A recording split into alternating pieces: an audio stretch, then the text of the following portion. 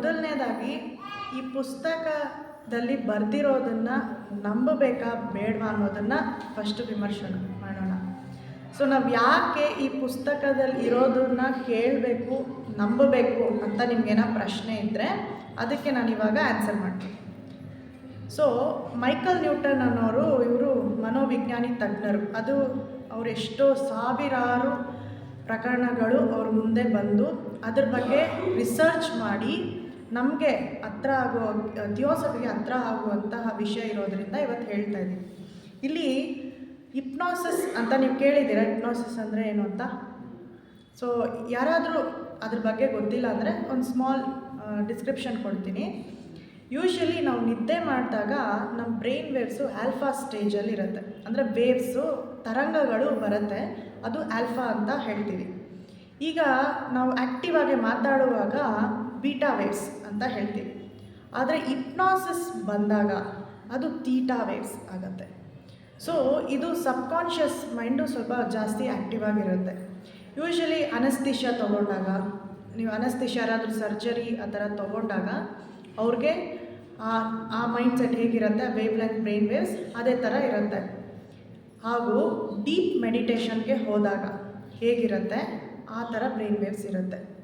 So ಇಲ್ಲಿ ಈ ಪುಸ್ತಕದ ಹೆಸರು journey of souls. Journey of souls ಅಂದರೆ ಆತ್ಮಗಳ ಪ್ರಯಾಣ. ಆತ್ಮಗಳ ಪ್ರಯಾಣ ಯಾವಾಗ ಆಗುತ್ತೆ? ಸತ್ತು ಮತ್ತು ಹುಟ್ಟೋ ಮಧ್ಯದ ಮುಂಚೆ. ಸೊ ಯೂಶ್ವಲಿ ಅಲ್ಲಿ ಯಾರು ಬರ್ತಾರೆ, ಯಾರು ಈಗ ನಾನು ಇಲ್ಲಿ ಹೇಳುವಂಥ ಎಲ್ಲ ಫುಲ್ಲು ಕಥೆಯಲ್ಲಿ ಇಲ್ಲಿ ಡಾಕ್ಟರ್ ಅಂತಂದರೆ ಇವರು ಮೈಕಲ್ ನ್ಯೂಟನ್ ಅಂತ ಅಂದ್ಕೊಳ್ಳಿ. ಸಬ್ಜೆಕ್ಟ್ ಅಂದರೆ ಅವ್ರ ಹತ್ರ ಬಂದ ಪೇಷಂಟ್ಸು, ಯಾರು ಹಿಪ್ನಾಸಿಸ್ಗೆ ಒಳಗಾಗ್ತಾರೆ ಅವ್ರನ್ನ ಸಬ್ಜೆಕ್ಟ್ ಅಂತ ಹೇಳ್ತೀವಿ. ನಾನಿಲ್ಲಿ ಸಬ್ಜೆಕ್ಟ್ ಅಂತಲೇ ಯೂಸ್ ಮಾಡ್ತೀನಿ. ಓಕೆ. ಸೊ ಮೈಕಲ್ ನ್ಯೂಟನ್ ಅವರು ಮುಂಚೆ ನಾರ್ಮಲ್ ಟ್ರೆಡಿಷ್ನಲ್ ಮೆಥಡಾಗಿ ಹಿಪ್ನಾಸಿಸ್ ಎಲ್ಲ ಮಾಡ್ತಾಯಿದ್ರು. ಏನಕ್ಕೆ? ಯಾರಿಗಾದರೂ ಒಂದು ಟ್ರಾಮಾ, ಈ ಮಾನಸಿಕ ತೊಂದರೆ, ಎಷ್ಟೊಂದು ಡಾಕ್ಟರ್ಸು ಫಿಸಿಕಲ್ ಆಗಿ ಏನಾದರೂ ಪ್ರಾಬ್ಲಮ್ಸ್ ಇದೆ ಅಂದರೆ ಹಾಸ್ಪಿಟ್ಲಿಗೆ ಹೋಗ್ತಿದ್ರು. ಆದರೆ ಯಾವುದು ಸಾಲ್ವ್ ಆಗದೆ ಇದ್ದಾಗ ಲಾಸ್ಟಿಗೆ ಇಂಥ ಡಾಕ್ಟರ್ ಹತ್ರ ಬಂದಿರ್ತಾರೆ. ಬಂದಾಗ ಯೂಶ್ವಲಿ ಟ್ರೆಡಿಷ್ನಲಿ ಏನು ಮಾಡ್ತಾರೆ, ಅವರು ಚಿಕ್ಕ ವಯಸ್ಸಲ್ಲಿ ಏಜ್ ರೆಗ್ರೆಷನ್ ಅಂತ ಕರೀತಾರೆ. ಏಜ್ ರೆಗ್ರೆಷನ್ ಅಂದರೆ ಚಿಕ್ಕ ವಯಸ್ಸಲ್ಲಿ ಏನೋ ಒಂದು ಘಟನೆಗಳು ನಡೆದು ಅವರು ದೊಡ್ಡವರಾದಾಗ ಅವು ಮಾನಸಿಕ ತೊಂದರೆಗಳಾಗಿ ಕಾಣ್ತವೆ. ಜನರ ಜೊತೆ ಬಿಹೇವ್ ಮಾಡೋದು, ಬೇರೆ ಥರ ರೂಢಾಗಿರೋದು, ಒಂಟಿಯಾಗಿರೋದು, ಡಿಪ್ರೆಷನ್ ಆಗಿರೋದು, ಈ ಥರ ಎಲ್ಲ ಫೀಲ್ ಆಗ್ತಾರೆ. ಅದಕ್ಕೆ ಇವರು ಇಂಥ ಡಾಕ್ಟರ್ ಹತ್ರ ಹೋದಾಗ ಜಸ್ಟ್ ಚಿಕ್ಕ ವಯಸ್ಸಿಂದ ಏನೇನು ನಡೀತು ಅಂತ ನೋಡ್ತಾರೆ. ಇನ್ನು ಸ್ವಲ್ಪ ಏನು ಅಡ್ವಾನ್ಸ್ ಲೆವೆಲ್ ಆಗಿ ಹೋದರು ಅಂದರೆ ಪಾಸ್ಟ್ ಲೈಫ್ ರೆಗ್ರೆಷನ್ ಅಂತ ಕರೀತಾರೆ. ಪಾಸ್ಟ್ ಲೈಫ್ ರೆಗ್ರೆಷನ್ ಅಂದರೆ ಏನಾದರೂ ಹೋದ ಜನ್ಮದಲ್ಲಿ ಏನಾದರೂ ನಡೆದಿದ್ದರೆ ಅದರಿಂದ ನಾನು ಈ ಜನ್ಮದಲ್ಲಿ ಭಯ ಅಥವಾ ಏನಾದರೂ ಫೋಬಿಯಾ, ಇಂಥ ಫೋಬಿಯಾ ಅಂದರೆ ಕೆಲವ್ರಿಗೆ ಮೇಲೆಯಿಂದ ನೋಡೋದು ಭಯ, ಇನ್ನು ಹಾವು ನೋಡಿದ್ರೆ ಭಯ, ಈ ಥರವೆಲ್ಲ ಫೋಬಿಯಾಸ್ ಎಲ್ಲ ಇರುತ್ತೆ, ಅದರಿಂದನೂ ಆಚೆ ಬರಬಹುದು. ಸೊ ಆ ಥರ. ಆದರೆ ಹಿಪ್ನಾಸಿಸ್ ಅನ್ನೋದನ್ನು ಕೆಲವರು ಅಗೇನ್ಸ್ಟ್ ಇದ್ದರು. ಏನಂದರೆ ಅವ್ರು ಮೋಸ್ಟ್ಲಿ ಕನಸು ಕಾಣ್ತಾ ಇರ್ತಾರೆ, ಮಲಗಿರ್ತಾರೆ, ಕನಸು ಕಾಣೋದನ್ನು ಹೇಳ್ತಿದ್ದಾರೆ ಅಂತ ತುಂಬ ಜನ ಕ್ರಿಟಿಕ್ಸ್ ಆ ಥರ ಹೇಳಿದ್ದಾರೆ. ಬಟ್ ಓಕೆ, ಕನಸು ಕಾಣ್ತಾ ಇದ್ದರೆ ಒಂದೇ ಥರ ಕನಸು ಎಲ್ಲರೂ ಕಾಣ್ತಾರ? ಆಗಲ್ಲ, ಸಾಧ್ಯ ಇಲ್ಲ. ಸೊ ಅದೊಂದು ನಾವು ಹೇಳ್ಬೋದು. ಇಲ್ಲಿ ಕೊಡೋ ಪ್ರೂಫ್ ಏನಂದರೆ ಅವರು ಲ್ಯಾಬಲ್ಲಿ ನಿಮಗೆ ಆ್ಯಕ್ಚುಲಾಗಿ ಏನು ನಡೀತಿದೆ ಅಂದರೆ ಕಣ್ಣಾರೆ ತೋರ್ಸೋಕ್ಕೆ ಆಗಲ್ಲ. ಅಲ್ಲಿ ಬರೋ ಸಬ್ಜೆಕ್ಟ್ಗೆ ಗೊತ್ತಿರುವಂತಹ ಅವ್ರ ನಾಲೆಜ್ ಮೇಲೆ ಅವ್ರು ಸ್ವಲ್ಪ ಐಡಿಯಾ ಕೊಡ್ತಾರೆ, ಇಲ್ಲಿ ಏನೇನು ನಡೀತಾ ಇದೆ ಆ ಥರ ಎಲ್ಲ ಹೇಳ್ತಾರೆ. ಏನು ಅಲ್ಲಿ ಅಂದರೆ ಒಂದು ಜಾಗ. ಅದು ನಾವು ಹಿಪ್ನಾಸಿಸ್ಗೆ ಹೋದಾಗ ಸಾವು ಮತ್ತು ಹುಟ್ಟುವ ಮಧ್ಯದ ಈ ಏನಂತಾರೆ ಆ ಸ್ಟೇಜ್ನ ಲೈಫ್ ಬಿಟ್ವೀನ್ ಲೈಫ್ಸ್ ಅಂತಾರೆ. ಶಾರ್ಟಾಗೆ LBL ಅಂತಾರೆ. ಅದು ಹುಟ್ಟು ಸಾವಿನ ಮಧ್ಯದ ಟೈಮ್ ಏನೇನು ನಡೆಯುತ್ತೆ ಅಂತ. ಸೊ ಈ ಪುಸ್ತಕದಲ್ಲಿ ಆಲ್ಮೋಸ್ಟ್ 15 ಸ್ಟೇಜ್ಗಳನ್ನ ಹೇಳಿದ್ದಾರೆ. ನಮಗೆ ಇವತ್ತಿರೋ ಸಮಯದಲ್ಲಿ ನನ್ನ ಕೈಯಲ್ಲಿ ಎಷ್ಟಾಗುತ್ತೆ ಅಷ್ಟು ಹೇಳ್ತೀನಿ. ಸೊ ಈ ಬರುವಂಥ ಸಬ್ಜೆಕ್ಟ್ಗಳಲ್ಲಿ ಯಾವುದೇ ರಿಲಿಜಿಯಸ್ ಪ್ರೆಷರ್, ನೀವು ಕ್ರಿಶ್ಚಿಯನ್ನು, ಮುಸ್ಲಿಮು, ಹಿಂದೂ ಇವರೇ ಬರ್ತಿದ್ರು ಅವ್ರಿಗೆ ಅರ್ಥ ಆಗೋದೇ ಹೇಳ್ತಿದ್ದಾರೆ ಅಂತಲೂ ಅಲ್ಲ. ಇಲ್ಲಿ ಬರೋರು ಭಕ್ತಿಯಿಂದನೂ ಬರ್ತಾರೆ, ಕೆಲವ್ರದ್ದು ಯಾವುದೇ ರೀತಿ ರಿಲಿಜಿಯಸ್ ಪ್ರಾಕ್ಟೀಸು ಇಲ್ಲ, ಸುಮ್ಮನೆ ಬರೋರು ಇದ್ದಾರೆ. ಅಂಥವರೆಲ್ಲ ಬಂದು ಒಬ್ರೊಬ್ಬರು ಒಂದೊಂದು ಪ್ರಾಬ್ಲಮಿಗೆ ಬಂದರೂ ಕೂಡ ಈ ಲೈಫ್ ಬಿಟ್ವೀನ್ ಲೈಫ್ಸ್ LBL ಅಂತ ಹೇಳ್ತೀವಲ್ಲ, ಅಲ್ಲಿ ನಡುವಂಥ ಲೋಕಗಳ ಬಗ್ಗೆ ಒಂದೇ ಥರ ಹೇಳ್ತಾರೆ. ಈಗ ನಾನೊಂದು ಚೇರ್ ನೋಡಿದೆ ಅಂತ ಹೇಳ್ತೀನಿ. ಚೇರ್ ನೋಡಿದೆ ಅಂದರೆ ಕೆಲವರು ಚೇರ್ ಅಂದ ತಕ್ಷಣ ಪ್ಲಾಸ್ಟಿಕ್ ಚೇರ್ ಅಂದ್ಕೊಳ್ತಾರೆ, ಸ್ಟೀಲ್ ಐರನ್ ಚೇರ್ ಅಂತಾರೆ, ಇನ್ನು ವುಡ್ ಚೇರ್ ಅಂತಾರೆ. ಸೊ ಅಲ್ಲೂ ಬರುವಂಥ ಸಬ್ಜೆಕ್ಟ್ಸು ಅವರು ಯಾವ ರೀತಿ ಎಕ್ಸ್ಪ್ಲೈನ್ ಮಾಡ್ತಾರೆ ಅದನ್ನು ನಮಗೆ ಇಲ್ಲಿ ತೋರಿಸ್ತಾರೆ. ಇಲ್ಲಿ ಅವರ ಅಂತರಂಗದ ಅನುಭವಗಳು, ಯಾವುದೇ ವಿಷುವಲ್ ಆಗೇ ತೋರಿಸುವಂಥದ್ದು ಅಲ್ಲ. ಇದು ನಾನು ಮುಂಚೆನೇ ಹೇಳಿದ್ದೀನಿ. ನಂಬಬೇಕಾ ಬೇಡವಾ ಅನ್ನೋದು ಅದು ನಿಮ್ಮ ಕೈಯಲ್ಲಿ, ನೀವೇ ವಿಮರ್ಶೆ ಮಾಡ್ಕೊಳ್ಳಿ. ನಾನೆಲ್ಲ ಡೀಟೇಲ್ಸು ಹೇಳಿದ್ದೀನಿ. ಓಕೆ. ಸೊ ಮೈಕಲ್ ನ್ಯೂಟನ್ಗೆ ಕೆಲವು ಸಬ್ಜೆಕ್ಟ್ಸ್ ಬಂದಾಗ ಒಂದು ಕೇಸ್ ಏನಿದೆ, ಸತ್ತ ತಕ್ಷಣ ಏನಾಗುತ್ತೆ ಅಂತ. ಸತ್ತಾಗ ಏನಾಗ್ಬೋದು ಎಲ್ಲರಿಗೂ ಪ್ರಶ್ನೆ, ಎಲ್ಲರಿಗೂ ಭಯನೂ ಇದೆ. ತುಂಬ ಜನರಿಗೆ ನಾವು ರಿಲಿಜಿಯಸ್ ಆಗಿ ಏನೇ ಪ್ರಾಕ್ಟೀಸ್ ಮಾಡಿದ್ರು ಸಾವು ಅಂದ ತಕ್ಷಣ ಭಯ ಆಗುತ್ತೆ. ಸೊ ಇವರು ಸ್ಟಾರ್ಟ್ ಮಾಡೋದೇ ಸಾವಿಂದ ಆಗುತ್ತೆ, ಕೊನೆಗೊಳೋದು ನೆಕ್ಸ್ಟ್ ಮಗುವಾಗಿ ಹುಟ್ಟಿ ಏನಾಯಿತು ಅನ್ನೋವರೆಗೂ ಹೇಳ್ತಾರೆ. ಸೊ ಇಲ್ಲಿ ಸತ್ತ ತಕ್ಷಣ ಏನಾಯಿತು ಅಂತ ಒಂದು ವ್ಯಕ್ತಿ ಹತ್ರ ಯಾವುದೋ ಒಂದು ಪ್ರಾಬ್ಲಮ್ ಇದೆ ಅಂತ ಬಂದಿರ್ತಾರೆ. ಅವ್ರನ್ನ ಕೇಳ್ತಾರೆ. ಅವ್ರ ಪ್ರಾಬ್ಲಮ್ ಸಾಲ್ವ್ ಮಾಡೋದು ಅಷ್ಟೇ ಅಲ್ಲದೆ, ಡಾಕ್ಟರ್ ನ್ಯೂಟನು ಸಾಲ್ವ್ ಮಾಡೋದು ಅಷ್ಟೇ ಅಲ್ಲದೆ ತನ್ನ ರಿಸರ್ಚ್ಗೆ ಏನಾದರೂ ಐಡಿಯಾ ಸಿಗತ್ತಾ, ಏನೇನು ಬರುತ್ತೆ ಅಂತ ಕೂಡ ತಿಳ್ಕೊಳ್ತಾರೆ. ಸೊ ಈ ರೀತಿ ಇವರು ಬರೆದಿರೋ ಬುಕ್ಕು ತನ್ನ ಸ್ವಂತ ಅಲ್ಲ, ಅಲ್ಲಿ ಬರುವಂಥ ಪೇಷಂಟ್ಗಳು ಅನುಭವ, ಅಂತರಂಗದ ಅನುಭವಗಳು ಇಲ್ಲಿ ಇದೆ. ಸೊ ಏನಾಗುತ್ತೆ ಯೂಶ್ವಲಿ ಸತ್ತಾದಮೇಲೆ ಅಂದರೆ ಲೈಟಾಗೆ ಫೀಲ್ ಆಗುತ್ತೆ. ಒಂದು ಸಬ್ಜೆಕ್ಟ್ ಬರ್ತಾರೆ, ಅವ್ರು ಹೇಳ್ತಾರೆ ನಾನು ಮೇಲೆ ಹೋದೆ. ನಾನು ಅಂದರೆ ಯಾರು ಇಲ್ಲಿ, ನಾನು ಅಂದರೆ ಆ ಸಬ್ಜೆಕ್ಟು ಆತ್ಮದ ಬಗ್ಗೆ ಹೇಳ್ತಾರೆ. ಕೆಲವರು ಆತ್ಮ ಅಂದರೆ ಏನೋ ಇಲ್ಲಿ ಎಂಟಿಟಿ ಅಂತಲೂ ಕರೀತಾರೆ. ಈ ಆತ್ಮ ಅಲ್ಲಿ ಅವರೆಲ್ಲ ಅವ್ರ ಥಿಯೋಸಫಿ ಓದಿ ಅವರು ಬಂದಿರೋದಿಲ್ಲ, ಪ್ಲಸ್ ಯಾವುದಾದ್ರೂ ಒಂದು ಅರ್ಥ ಮಾಡ್ಕೊಳ್ಳೋದು. ಇದು ಫಾರಿನಲ್ಲಿ ಅಮೇರಿಕಾದಲ್ಲಿ, ಇವರು ಅಮೇರಿಕನ ತಜ್ಞರು. ಸೊ ಅವ್ರಿಗೆ ಏನು ಅರ್ಥ ಆಗುತ್ತೆ ಅದು ಹೇಳ್ತಿದ್ದಾರೆ. ನಾವು ಥಿಯೋಸಫಿ ಬುಕ್ಸ್ ಎಲ್ಲ ಓದಿದ್ದಾಗ ರಿಲೇಟ್ ಮಾಡ್ಕೋಬೋದು ನಾವು. ಸೊ ಅಲ್ಲೊಂದು ನಾನು ಆತ್ಮ ಮೂವ್ ಆಗುತ್ತೆ, ಸೋಲು ಮೂವ್ ಆಗ್ತಾ ಮೇಲಕ್ಕೆ ಹೋಗುತ್ತೆ, ಲೈಟ್ ಫೀಲ್ ಆಗುತ್ತೆ. ಲೈಟ್ ಫೀಲ್ ಆದಾಗ ಎಲ್ಲ ನೋಡಿ ಪೀಸ್ಫುಲ್ ಆಗಿರುತ್ತೆ ಅಂತ ಹೇಳ್ತಾರೆ. ಆದರೆ ತುಂಬ ಜನ ಅಲ್ಲಿ ಅಳ್ತಾ ಇರ್ತಾರೆ. ಅಳ್ತಾ ಇದ್ದಾಗ ನಾನು ಏನಾದರೂ ಹೇಳಬೇಕು ಅಂದರೆ ಹೇಳೋಕ್ಕಾಗಲ್ವಂತೆ.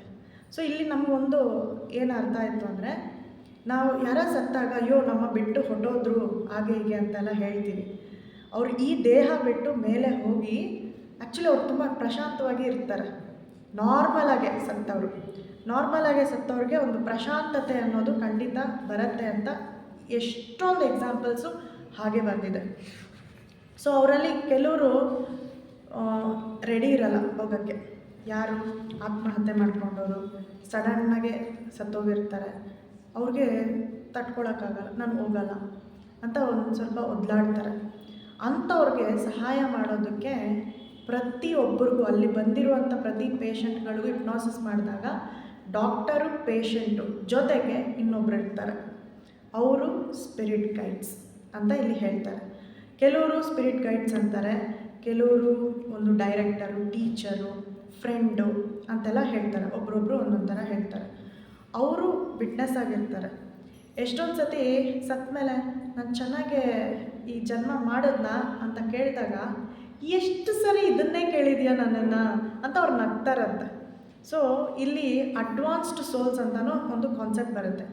ಅಡ್ವಾನ್ಸ್ಡ್ ಸೋಲ್ಸ್ ಅಂದರೆ ತುಂಬ ಸತಿ ಈ ಲೋಕಗಳಿಗೆ ಹೋಗಿ ಬಂದಿದ್ದಾರೆ, ಇದೇ ಥರ ಎಕ್ಸಾಮ್ಗಳು ತುಂಬಾ ಪ್ರಾಕ್ಟೀಸ್ ಮಾಡಿದ್ದಾರೆ.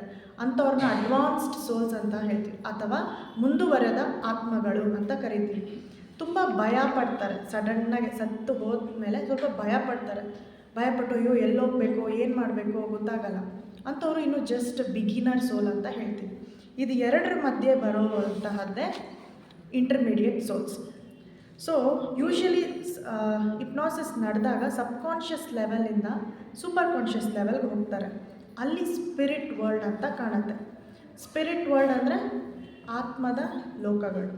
ಸೊ ಏನಿರುತ್ತೆ ಅಲ್ಲಿ, ಅವುಗಳು ನಮಗೆ ಒಂದು ರೀತಿ ಸಹಾಯ ಮಾಡುತ್ತೆ. ಯಾವ ರೀತಿ ಸಹಾಯ ಮಾಡುತ್ತೆ ಅನ್ನೋದು ಕೂಡ ಇದರಲ್ಲಿ ಇದೆ. ಸೊ ಯೂಶ್ವಲಿ ಅಲ್ಲಿ ಸೂಪರ್ ಕಾನ್ಷಿಯಸ್ ಲೆವೆಲ್ಗೆ ಹೋದಾಗ ಸತ್ತ ಆದಮೇಲೆ ಓಕೆ ಅಪ್ಪ ನಿಂದು ಆಯಿತು ಕೆಲಸ, ಅಂತ ಅವರು ಕರ್ಕೊಂಡು ಹೋಗ್ತಾರೆ, ಹೊಸದಾಗಿ ಬಂದವ್ರಿಗೆ ಕರ್ಕೊಂಡು ಹೋಗ್ತಾರೆ. ಯಾಕಂದರೆ ಅವ್ರು ಭಯ ಪಟ್ಟಿರ್ತಾರೆ, ಸ್ವಲ್ಪ ಸಮಾಧಾನ ಮಾಡಿ ಎಲ್ಲ ಹೋಗ್ತಾರೆ. ಯೂಶ್ವಲಿ ಇಲ್ಲ ಎಮೋಷ್ನಲ್ ಆಗಿದ್ದಾಗ ಒಂದು ಕೌನ್ಸ್ಲಿಂಗ್ ಮಾಡ್ತಾರೆ. ಓಕೆ, ನೀನು ಏನಕ್ಕೆ ಹುಟ್ಟಿದ್ದೆ, ನೀನು ಯಾಕೆ ಈ ಥರ ಮಾಡಿಕೊಂಡೆ, ನೀನು ಆತ್ಮಹತ್ಯೆ ಮಾಡ್ಕೊಂಡಿದ್ದಕ್ಕೆ ಏನಾಯಿತು, ಯಾರೂ ಬೈಯಲ್ಲ. ಸೊ ನಾವು ಯೂಶ್ವಲಿ ಕೆಲವು ಬುಕ್ಸಲ್ಲಿ ಆ ಥರ ಎಲ್ಲ ಇರುತ್ತೆ. ಇಲ್ಲಿ ಕೆಲವು ಸ್ಟಡೀಸ್ ಎಲ್ಲ ಓದಿ ಒಂದು ಅರ್ಥ ಆಗಿರೋದೇನೆಂದರೆ, ಅಲ್ಲಿ ಏನು ಬಯೋದಿಲ್ಲ, ಬಟ್ ಅವ್ರು ಕರುಣೆ ತೋರಿಸ್ತಾರೆ. ಅನ್ಯಾಯವಾಗಿ ನಿನಗೆ ಕೊಟ್ಟಿರೋದನ್ನು ಹಾಳು ಮಾಡ್ಕೊಬಿಟ್ಟೆ ಅಂತ ಅವ್ರ ಜೊತೆ ಇದ್ದ ಆತ್ಮ ಬಂಧುಗಳು ಕೂಡ ಹೇಳ್ತಾರಂತೆ. ಈ ಆತ್ಮ ಬಂಧುಗಳು ಕಾನ್ಸೆಪ್ಟ್ ಬಂದಾಗ ಯಾರು ಇವ್ರ ಆತ್ಮ ಬಂಧುಗಳು ಅಂದರೆ, ಅಲ್ಲೂ ಒಂಥರ ನಮಗೆ ಕ್ಲಾಸ್ ಥರ ಇರುತ್ತೆ. ಅಲ್ಲೂ ಒಂದು ಟೀಚರ್ ಇರ್ತಾರಲ್ವಾ, ಅವ್ರ ಕೆಳಗಡೆ ಕೆಲವು ಆತ್ಮಗಳು ಜೊತೆಯಲ್ಲಿ ಇರ್ತವೆ. ಅವರೆಲ್ಲ ನೀನು ನಾವು ಬರ್ತಾಯಿದ್ದೀವಿ ಅಂದರೆ ಅವ್ರು ಖುಷಿ ಪಡ್ತಾರಂತೆ. ಸತ್ತು ಬಂದ್ರಲ್ಲ, ಬಂದ್ಬಿಟ್ಟು ಎಲ್ಲ ಆಯ್ತಾ, ಹೇಗಿತ್ತು ಎಲ್ಲ ಅಂತ ಖುಷಿ ಮಾಡೋದು. ಅವ್ರಿಗೆಲ್ರಿಗೂ ಒಂದೊಂದು ಹೆಸ್ರುಗಳು ಕೂಡ ಇರುತ್ತೆ. ಆ ಹೆಸ್ರುಗಳು ಇವಾಗ ನೀವು ಲೈಫ್ಸ್ ಆಫ್ ಆಲ್ಕೆನಿಯನ್ ಕೇಳಿದ್ದೀರಲ್ಲ, ಜಿಡ್ಡು ಕೃಷ್ಣಮೂರ್ತಿಯವರ ಪಾಸ್ಟ್ ಲೈಫ್ ಬಗ್ಗೆ 48 ಜನ್ಮಗಳ, ಅದರಲ್ಲಿ ಆತ್ಮಕ್ಕೊಂದು ಹೆಸರಿದೆ, ಆಲ್ಕಯನ್ ಅಂತ. ಆದರೆ ಈ ಜನ್ಮದಲ್ಲಿ ಅವ್ರಿಗೆ JK ಜಿಡ್ಡು ಕೃಷ್ಣಮೂರ್ತಿ ಅಂತ ಕರೀತಾರೆ. ಸೊ ಆ ಥರ ಪ್ರತಿಯೊಂದು ಆತ್ಮಕ್ಕೆ ಅವ್ರ ಬುದ್ಧಿಗಳಿಗೆ ಕೆಲವು ಆತ್ಮಗಳು ಕ್ವಾಲಿಟಿ ಏನಿರುತ್ತೆ. ಆತ್ಮ ಅಂದರೆ ಇಲ್ಲಿ ಸತ್ವ, ಒಂದು ವ್ಯಕ್ತಿದು ಸತ್ವದಲ್ಲಿ ಅವರು ಯೂಶ್ವಲಿ ಪ್ರಶ್ನೆಗಳು ಕೇಳೋದೇ ಒಂದು ಬುದ್ಧಿ. ಇಲ್ಲ ಏನೇ ಡಿಸಿಷನ್ ತೊಗೊಂಡ್ರೆ ಫಾಸ್ಟ್ ಬುಲೆಟ್ ಥರ. ಸೊ ಅವ್ರಿಗೆ ಬುಲೆಟ್ ಥರ ಏನೋ ಒಂದು ಹೆಸರು, ಆ ಥರ ಕನ್ಸಿಸ್ಟೆಂಟಾಗಿ ಒಂದು ಹೆಸರಿಟ್ಟಿರ್ತಾರೆ ಅದಕ್ಕೆ ಅರ್ಥ ಆಗೋದಕ್ಕೆ. ಇನ್ನು ಕೆಲವರಲ್ಲಿ ಆ ಅರ್ಥ ಆಗೋದಕ್ಕೆ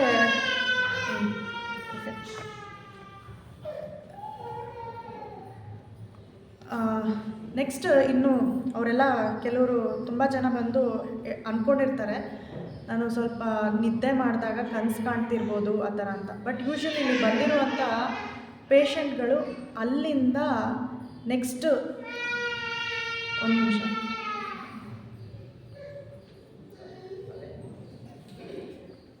ಓಕೆ. ಸೊ ಕ್ಲಾಸ್ ರೂಮ್ ಥರ ಇರುತ್ತೆ ಅಂತ ನಾನು ಹೇಳಿದ್ದಲ್ಲ. ಸೊ ಆ ಕ್ಲಾಸ್ ರೂಮಲ್ಲಿ ಇವರೆಲ್ಲ ಡಿಸ್ಕಸ್ ಮಾಡ್ಕೋತಾರೆ. ಓಕೆ, ನೀನು ಈ ಥರ ಮಾಡ್ತೀಯಲ್ಲ, ಇದು ಸರಿನಾ, ಹಿಂಗಿರ್ಬೇಕಿತ್ತಲ್ಲ, ಹಾಗೆ ಅಂತೆಲ್ಲ ಅವರು ಒಂದು ಹೇಳ್ತಾ ಇರ್ತಾರೆ.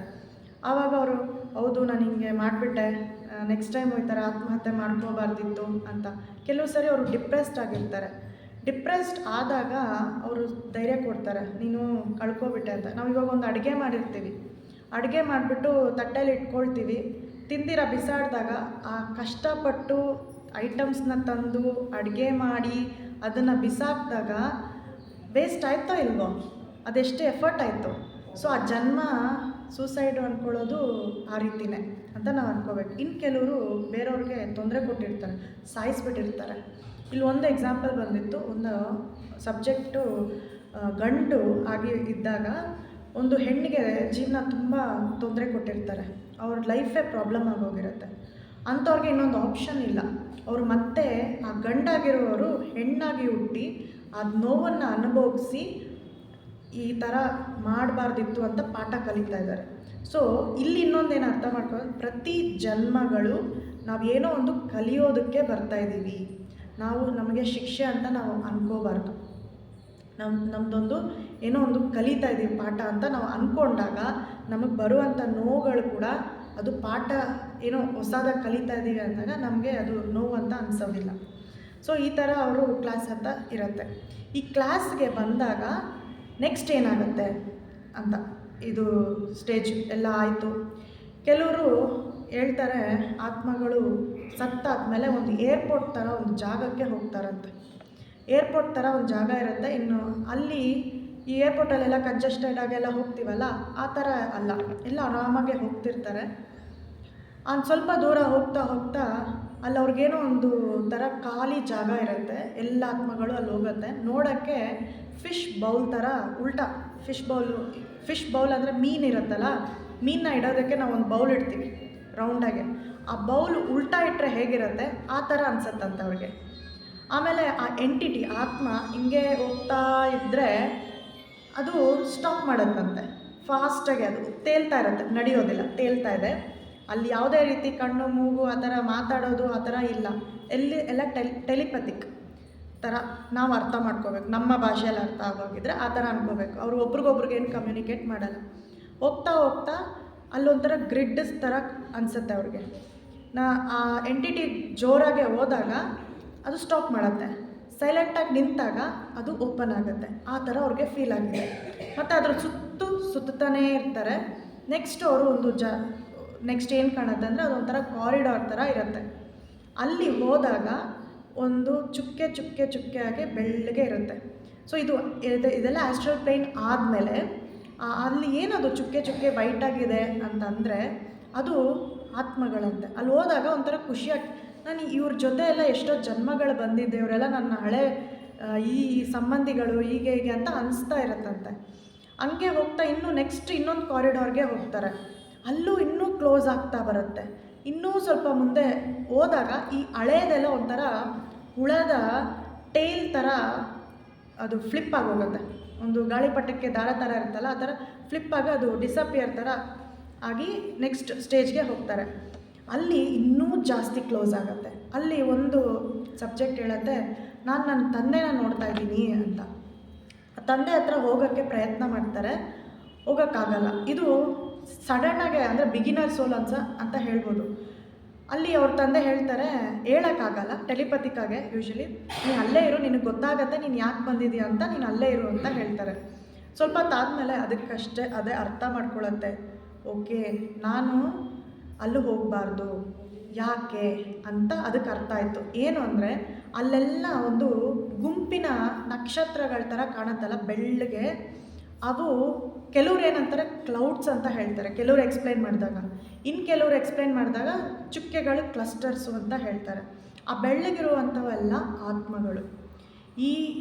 ಅವರು ಒಂದೊಂದು ಗುಂಪಲ್ಲಿ ಒಂದೊಂದು ವೇವ್ ಲೆಂತ್ ಇರುತ್ತೆ, ಒಂದೊಂದು ಥರ ಎನರ್ಜಿ ಇರುತ್ತೆ.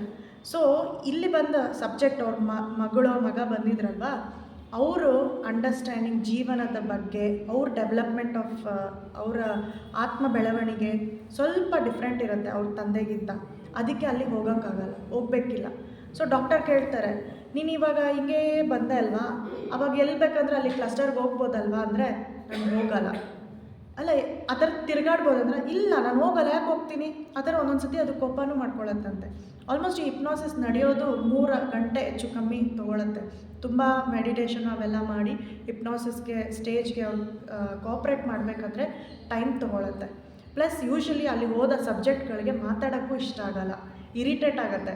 ಏನಾದರೂ ಡಾಕ್ಟ್ರ್ ಕೇಳ್ತಾ ಇದ್ದರೆ, ನಾನು ಪ್ರಶಾಂತವಾಗೇ ಏನೋ ನಾನು ಇನ್ವಾಲ್ವ್ ಆಗಿದ್ದೀನಿ, ನಾನು ಡಿಸ್ಟರ್ಬ್ ಮಾಡ್ತಾಯಿದ್ದೀರಾ ಅಂತೆಲ್ಲ ಕೆಲವರು ಹೇಳ್ತಾರೆ. ಸೊ ಅದಕ್ಕೆ ಅಲ್ಲಿ ಎಕ್ಸ್ಪರ್ಟ್ಸ್ ತುಂಬ ಮುಖ್ಯ. ಆ ಲೋಕಕ್ಕೆ ಹೋದಾಗ ಯಾವ ಥರ ಪ್ರಶ್ನೆಗಳು ಕೇಳಬೇಕು, ಆ ಪ್ರಶ್ನೆಗಳು ಸರಿ ಅಲ್ಲೇನಿದೆ ಹೇಳು ಅಂತ ರಫಾಗೂ ಕೇಳೋಕ್ಕಾಗಲ್ಲ. ಸುತ್ತಲೂ ಒಂದು ಡೀಟೇಲಾಗಿ ಕರೆಕ್ಟ್ ಕ್ವೆಶನ್ಗಳನ್ನ ಕೇಳಿದ್ರೆ ಅದು ಸರಿಯಾದ ಉತ್ತರಗಳು, ನಮಗೆ ಬೇಕಾದ ಇನ್ಫಾರ್ಮೇಷನ್ ಬರುತ್ತೆ. ಸೊ ಕೇಳುವ ಪ್ರಶ್ನೆಗಳು ತುಂಬ ಮುಖ್ಯ. ಅದಕ್ಕೆ ಇವರು ಎಕ್ಸ್ಪರ್ಟು. ಒಂದೊಂದು ಸತಿ ಅವರು ತುಂಬ ನೋವುಗಳು ಪಡುವಂಥ ಸ್ಥಿತಿಗೆ ಹೋಗ್ತಾರೆ. ಒಂದು ಎಕ್ಸಾಂಪಲ್ ಏನಂದರೆ, ಒಂದು ಅಮ್ಮ ತಲೆ ನೋವ್ತಿದೆ ಅಂತ ತುಂಬ ವರ್ಷಗಳಿಂದ ಇದ್ದರು. ಏನು ಮಾಡಿದ್ರು, ಯಾವ ಡಾಕ್ಟ್ರನ್ನ ತೋರಿಸಿದ್ರು ಸರಿ ಹೋಗಲಿಲ್ಲ. ಆಮೇಲೆ ಅವರು ಇವ್ರ ಹತ್ರ ಬರ್ತಾರೆ. ಇವ್ರು ಹೇಳ್ತಾರೆ, ಓಕೆ ನಿಮಗೆ ಪಾಸ್ಟ್ ಲೈಫ್ ರೆಗ್ರೆಷನ್ ಮಾಡೋಣ ಅಂತ ಹೋದರೆ ಕಿವಿ ಮೇಲೆ ತಲೆ ಹತ್ರ ಇಲ್ಲಿ ನೋವು ಆಗ್ತಿರುತ್ತೆ. ಹೋಗಿ ನೋಡಿದ್ರೆ ಹೋದ ಜನ್ಮದಲ್ಲಿ ಅವ್ರು ಯುದ್ಧದಲ್ಲಿ ಹೋರಾಡ್ತಾ ಇದ್ದಾಗ ಆ ಬುಲೆಟು ತಲೆಗೆ ಬಿದ್ದು ತಟ್ಕೊಳಕ್ಕಾಗದೆ ಅದು ಪ್ರಾಣ ಆಚೆ ಬಂದುಬಿಟ್ಟಿದೆ, ಆತ್ಮ. ಅಂದರೆ ಪೂರ್ತಿ ಅನುಭವ ಆಗಿಲ್ಲ. ಆ ಪೂರ್ತಿ ಅನುಭವ ಆಗೋಕ್ಕೆ ಇವರು ಪಾಸ್ಟ್ ಲೈಫ್ ರೆಗ್ರೆಷನ್ ಮಾಡಿಸಿ ಆ ನೋವು, ಆ ಹಿಪ್ನೋಸಿಸ್ ಟೈಮಲ್ಲಿ ಆ ನೋವು ಜಾಸ್ತಿ ಪಡಿಸಿ ಪೂರ್ತಿ ಆದಮೇಲೆ ವಾಪಸ್ ತರಿಸ್ತಾರೆ. ಆವಾಗ ಆ ನೋವು ಮತ್ತೆ ಯಾವತ್ತೂ ಕಾಣಲ್ಲ. ಸೊ ಇಲ್ಲಿ ನಮ್ಗೆ ಅರ್ಥ ಆಗೋದೇನೆಂದರೆ, ಕರ್ಮಗಳು ಅನುಭವಿಸ್ಬೇಕು. ನೀನು ಒಬ್ರಿಗೆ ನೋವು ಪಡಿಸಿದೆ, ನೀನು ನೋವು ಪಡಲೇಬೇಕಂದ್ರೆ ಯಾವುದೋ ಒಂದು ರೀತಿ ಪಡಲೇಬೇಕು, ಯಾರೂ ತಪ್ಪಿಸ್ಕೊಳ್ಳೋಕ್ಕೆ ಸಾಧ್ಯ ಇಲ್ಲ. ಈಗ ಇಲ್ದಿದ್ರು ಒಂದು ಇನ್ಸ್ಟಾಲ್ಮೆಂಟ್ ಲೆವೆಲಲ್ಲಿ ಹೆಂಗೋ ಒಂದು ಬರುತ್ತೆ. ಸೊ ಇದನ್ನು ಅವರು ಈ ಒಂದು ಎಕ್ಸಾಂಪಲಲ್ಲಿ ನಮಗೆ ಅರ್ಥ ಮಾಡಿಸ್ತಾರೆ. ಕರ್ಮ ಬಗ್ಗೆ ಹೇಗೆ ನಡೆಯುತ್ತೆ, ನಾವು ಏನಕ್ಕೆ ಬಂದಿದ್ದೀವಿ, ಒಂದು ಕಾರ್ಯ ನಾವು ಆಸೆ ಏನಾದರೂ ಪಟ್ಟಿದ್ರೂ ಕೂಡ ಅದೂ ಒಂದು ಕರ್ಮನೇ, ಅದೆಲ್ಲ ನಡೆಯುತ್ತೆ ಅಂತ ಹೇಳಿದರು. ಸೊ ಆ ಕ್ಲೌಡು ಎಲ್ಲ ನಾನು ಹೇಳಿದ್ನಲ್ಲ, ಸ್ಟಾರು ಕ್ಲಸ್ಟರ್ಸು ಅಂತ, ಅಲ್ಲಿ ಹೋಗ್ತಾ ಒಂದು ಗುಂಪಲ್ಲಿ ನಿಂತ್ಕೊಳ್ಳುತ್ತಲ್ಲ, ಅದು ಅಲ್ಲಿ ನಿಂತ್ಕೊಂಡು ನೋಡಿದಾಗ ಯಾರ್ಯಾರು ಯಾವ್ಯಾವ ಥರ ಕಾಣ್ತಿದ್ದಾರೆ ಅಂದರೆ, ಒಬ್ರಿಗೆ ಅವ್ರ ಅಜ್ಜಿ ಕಾಣಿಸಿದ್ರಂತೆ ಗೈಡಾಗೆ, ಅವ್ರಿಗೆ ಅಂತ ಆ್ಯಕ್ಚುಲಿ ಸ್ಪಿರಿಟ್ ಗೈಡ್ ಆಗಿದ್ರಂತೆ. ಅವರು ಒಂದೊಂದು ಸತಿ ನಮ್ಮ ಮಾರ್ಗದರ್ಶಕರು, ಗುರುಗಳು ನಮ್ಮ ಜೊತೆ ಯಾರೋ ಒಂದು ಮಗನಾಗೋ, ಹೆಂಡತಿಯಾಗೋ, ಗಂಡನಾಗೋ, ತಾಯಿಯಾಗೋ ಬರ್ತಾರಂತೆ ನಮ್ಮ ಲೈಫಲ್ಲಿ ಇದು ಮಾಡೋಕ್ಕೆ. ಯೂಶ್ವಲಿ ಜನ ಅಂತಾರೆ ಗಂಡ ಹೆಂಡತಿ ಸೋಲ್ಮೇಟ್ಸು ಆ ಥರ. S, soulmates. ಅವ್ರದ್ದು ಒಂಥರ ಕಾರ್ಮಿಕ್ ಕನೆಕ್ಷನ್ ಇರುತ್ತೆ. ಅವರು ಒಬ್ರಿಗೊಬ್ರು ಏನೋ ಕಲಿಯೋದು ಇರುತ್ತೆ. ಆ ಕಲಿವಿಕೆಗೆ ನಾವು ಸಂಬಂಧಗಳು ಮಾಡೋದು. ಈ ಕ್ಲಸ್ಟರಲ್ಲಿದ್ದ ಆತ್ಮಗಳೆಲ್ಲ ಒಂದು ಮ್ಯೂಚುವಲ್ ಅಂಡರ್ಸ್ಟ್ಯಾಂಡಿಂಗಲ್ಲಿ ಬರ್ತಾರೆ. ಓಕೆ, ನನ್ನಲ್ಲಿ ಒಂದು ಡಿಫೆಕ್ಟ್ ಇದೆ, ಆ ಜನ್ಮದಲ್ಲಿ ನಾನು ಕಳ್ಕೊಂಡಿಲ್ಲ, ನೆಕ್ಸ್ಟ್ ಜನ್ಮದಲ್ಲಿ ನೀನು ಈ ಥರ ಹಾಗೆ ಹುಟ್ಟಿ ನನಗೆ ಈ ಥರ ಎಲ್ಲ ನೋವು ಕೊಟ್ಟು ನಾನೇನೋ ಕಲ್ತ್ಕೊಳ್ತೀನಿ ಅಂತ ನಾವು ಒಂದು ಅಂಡರ್ಸ್ಟ್ಯಾಂಡಿಂಗಲ್ಲಿ ಬರ್ತೀವಿ ಅಂತ ಹೇಳ್ತಾರೆ. ಮತ್ತು ಈ ಕ್ಲಸ್ಟರ್ಸಲ್ಲಿ ಕೆಲವು ಬಿಳಿ ಬಣ್ಣ ಅಂತ ನಾನು ಹೇಳ್ದೆ ಅಲ್ವಾ, ಇನ್ನು ಬೇರೆ ಬೇರೆ ಬಣ್ಣಗಳಿದೆಯಾ ಅಂತ ಕೇಳ್ತಾರೆ. ಬೇರೆ ಬಣ್ಣಗಳು ಯಾವುದಿರುತ್ತೆ ಅಂದರೆ ಅರಿಶಿಣ, ಅಂದರೆ ಅದು ಟ್ರಾನ್ಸಿಷನ್ ಆಗ್ತಾ ಬರುತ್ತೆ. ಬಿಳಿ ಬಣ್ಣದಿಂದ ಸ್ವಲ್ಪ ಹಾಫ್ ವೈಟು ಮತ್ತು ಎಲ್ಲೋ. ಅವರು ಇಲ್ಲಿ ಬರುವಂಥ ಸಬ್ಜೆಕ್ಟ್ಗಳಿಗೆ ಅರ್ಥ ಆಗುವಂತೆ ಹೇಳ್ತಾ ಇದ್ದಾರೆ. ಇನ್ನು ಕೆಲವರು ಅರಿಶಿಣ ಕಲರು, ಇನ್ನು ಕೆಲವರು ನೀಲಿ ಕಲರು, ಇನ್ನೂ ಜಾಸ್ತಿ ಅಂದರೆ ಪರ್ಪಲ್ ಕಲರು. ಸೊ ಇಲ್ಲಿ 6 ಥರ ಸ್ಟೇಜಸ್ಸು ಇದೆ. ಒಂದು ಫಸ್ಟು ಬಿಳಿ ಬಣ್ಣ ಪ್ಲಸ್ ಲೈಟ್ ಕ್ರೀಮ್ ಕಲರ್, ಆ ಥರ ಎಲ್ಲ 3 ಥರ ವೈಟಿಶ್ ಕಲರ್ಸ್ ಇದ್ದಾಗ ಅವರೆಲ್ಲ ಬಿಗಿನರ್ಸು, ನಾರ್ಮಲ್ ಸೋಲ್ಗಳು. ಆಮೇಲೆ ಸ್ವಲ್ಪ ಗೈಡ್ ಲೆವೆಲಿಗೆ ಬರ್ತಾರೆ, ಅವರು ಅರಿಶಿಣ ಕಲರು, ಯೆಲ್ಲೋ ಕಲರು.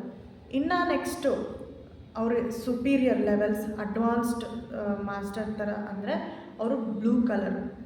ಈಗ ನಾವು ಮಾಸ್ಟರ್ಸ್ ಅಂತ ಹೇಳ್ತೀವಲ್ಲ, ಅವರು ಪರ್ಪಲ್ಲು.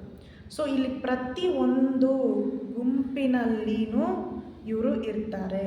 ಪ್ರತಿ ಗುಂಪಿಗೆ ಒಂದು ಗೈಡು, ಪ್ರತಿಯೊಬ್ಬರಿಗೂ ಒಂದು ಗೈಡು, ಪ್ರತಿಯೊಂದು ಗುಂಪಿಗೂ ಒಂದು ಮಾಸ್ಟರು ಇದ್ದಾರೆ ಅಂತ ಇದರಲ್ಲಿ ಒಂದು ಇದಾಗುತ್ತೆ. ಅದೆಲ್ಲ ನೋಡೋಕ್ಕೆ ಹೇಗಿದೆ ಅಂದರೆ, ಅವರು ಕ್ರಿಶ್ಚಿಯನ್ಸ್ ಅಲ್ಲಿ ದೇಶದಲ್ಲಿ ಇರೋದ್ರಿಂದ ಅವ್ರಿಗೆ ಅರ್ಥ ಆಗಿರೋದೇನೆಂದರೆ, ಕ್ರಿಸ್ಮಸ್ ಟ್ರೀಯಲ್ಲಿ ಲೈಟ್ಸ್ ಹೇಗೆ ಕಾಣುತ್ತೆ ಆ ಥರ ಇದೆ ಅಂತ ಹೇಳ್ತಾರೆ. ಬೇರೆ ಕಲರ್ಗಳು ಇಲ್ವಾ ಅಂದರೆ, ಆ್ಯಕ್ಚುಲಿ ಅಲ್ಲಿ ಬಂದಿರೋ ಕೇಸ್ಗಳ ಪ್ರಕಾರ ಅಲ್ಲಿ ಯಾವ ಕಲರು ನಮಗೆ ಯಾವ ಎವಿಡೆನ್ಸು ಇಲ್ಲ. ಇಷ್ಟವರೆಗೂ ನಮಗೆ ಗೊತ್ತಿರೋದು ಪರ್ಪಲ್ ಕಲರ್ವರೆಗೂ, ಡಾರ್ಕಿಶ್ ಕಲರ್. ಇದರಿಂದ ಏನು ಅರ್ಥ ಆಗುತ್ತಂದರೆ, ಆತ್ಮ ಬೆಳವಣಿಗೆಗೆ ಆಗ್ತಾ ಆಗ್ತಾ ಆಗ್ತಾ ಆ ಬಣ್ಣಗಳು ಚೇಂಜ್ ಆಗುತ್ತೆ, ಲೈಟಿಂದ ಡಾರ್ಕ್ ಕಲರ್ಗೆ ಹೋಗುತ್ತೆ. ಅದು ನಾವು ಅರ್ಥ ಮಾಡ್ಕೋಬೋದು. ಸೊ ಈ ಸ್ಟೇಜ್ ಎಲ್ಲ ಮುಗಿದ ಮೇಲೆ ನೆಕ್ಸ್ಟ್ ಎಲ್ಲಿಗೆ ಹೋಗ್ತಾರೆ, ಅಲ್ಲೊಂದು ಲೈಬ್ರರಿ ಅಂತ ಹೋಗ್ತಾರೆ.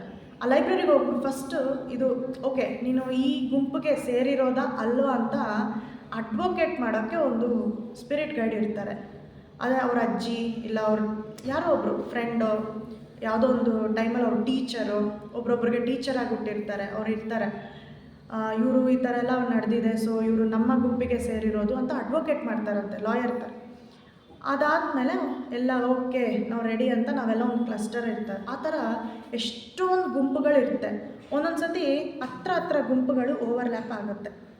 ಅದಕ್ಕೆ ಈ ಭೂಮಿ ಮೇಲೆ ನಾವು ಹುಟ್ಟೋವಾಗ ಡಿಫ್ರೆಂಟ್ ಮೆಂಟಾಲಿಟಿ ಇರೋರು ಒಬ್ರಿಗೊಬ್ರು ಸಹಾಯ ಆಗುತ್ತೆ.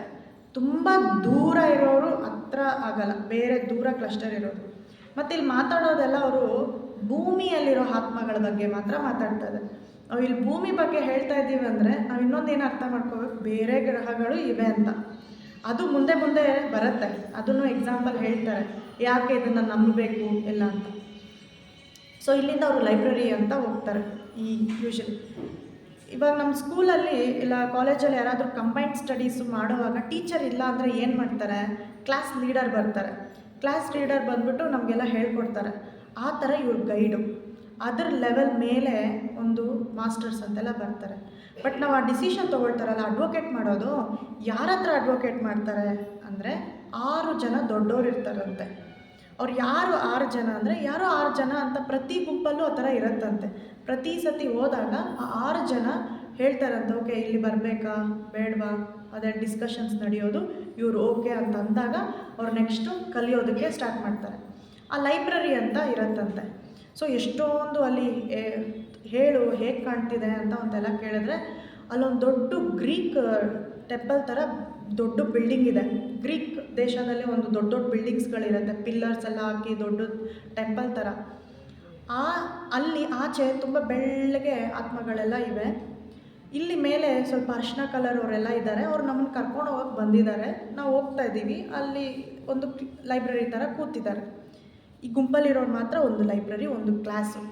ಯಾವಾಗಾದರೂ ಏನಾದರೂ ಪ್ರಶ್ನೆಗಳು ಏನಾದರೂ ಇದ್ದಾಗ ಬೇರೆ ಅವರು ಬಂದು ಸಹಾಯ ಮಾಡ್ತಾರೆ. ಬೇರೆ ಕ್ಲಸ್ಟರ್ ಅವ್ರು ಬಂದು ನಿಮಗೆ ಕಂಬೈನ್ಡ್ ಸ್ಟಡಿ, ಇವಾಗ ಸೀನಿಯರ್ಸು ಜೂನಿಯರ್ಗೆ ಹೇಳ್ಕೊಡ್ತಾರೆ, ಆ ಥರ ಅಲ್ಲೂ ಹೇಳ್ಕೊಡೋದು ಎಲ್ಲ ನಡೆಯುತ್ತೆ.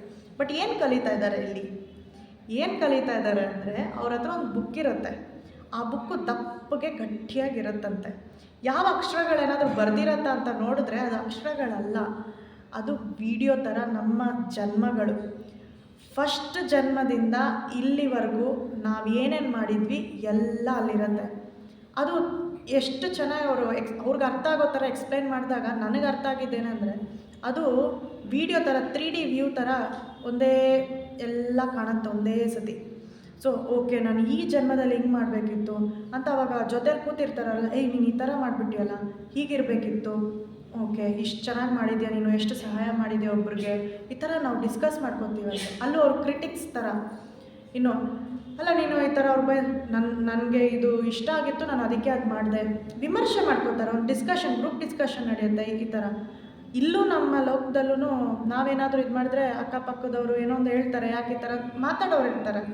ಆ ಥರ ಇಲ್ಲಿ ಆತ್ಮಬಂಧುಗಳು ಯಾರು ಏನು ಬಚ್ಚಿಡೋಕ್ಕಾಗಲ್ಲ. ಅಲ್ಲಿ ಮೈಂಡ್ ರೀಡಿಂಗು ಅವೆಲ್ಲ ಇಲ್ಲ.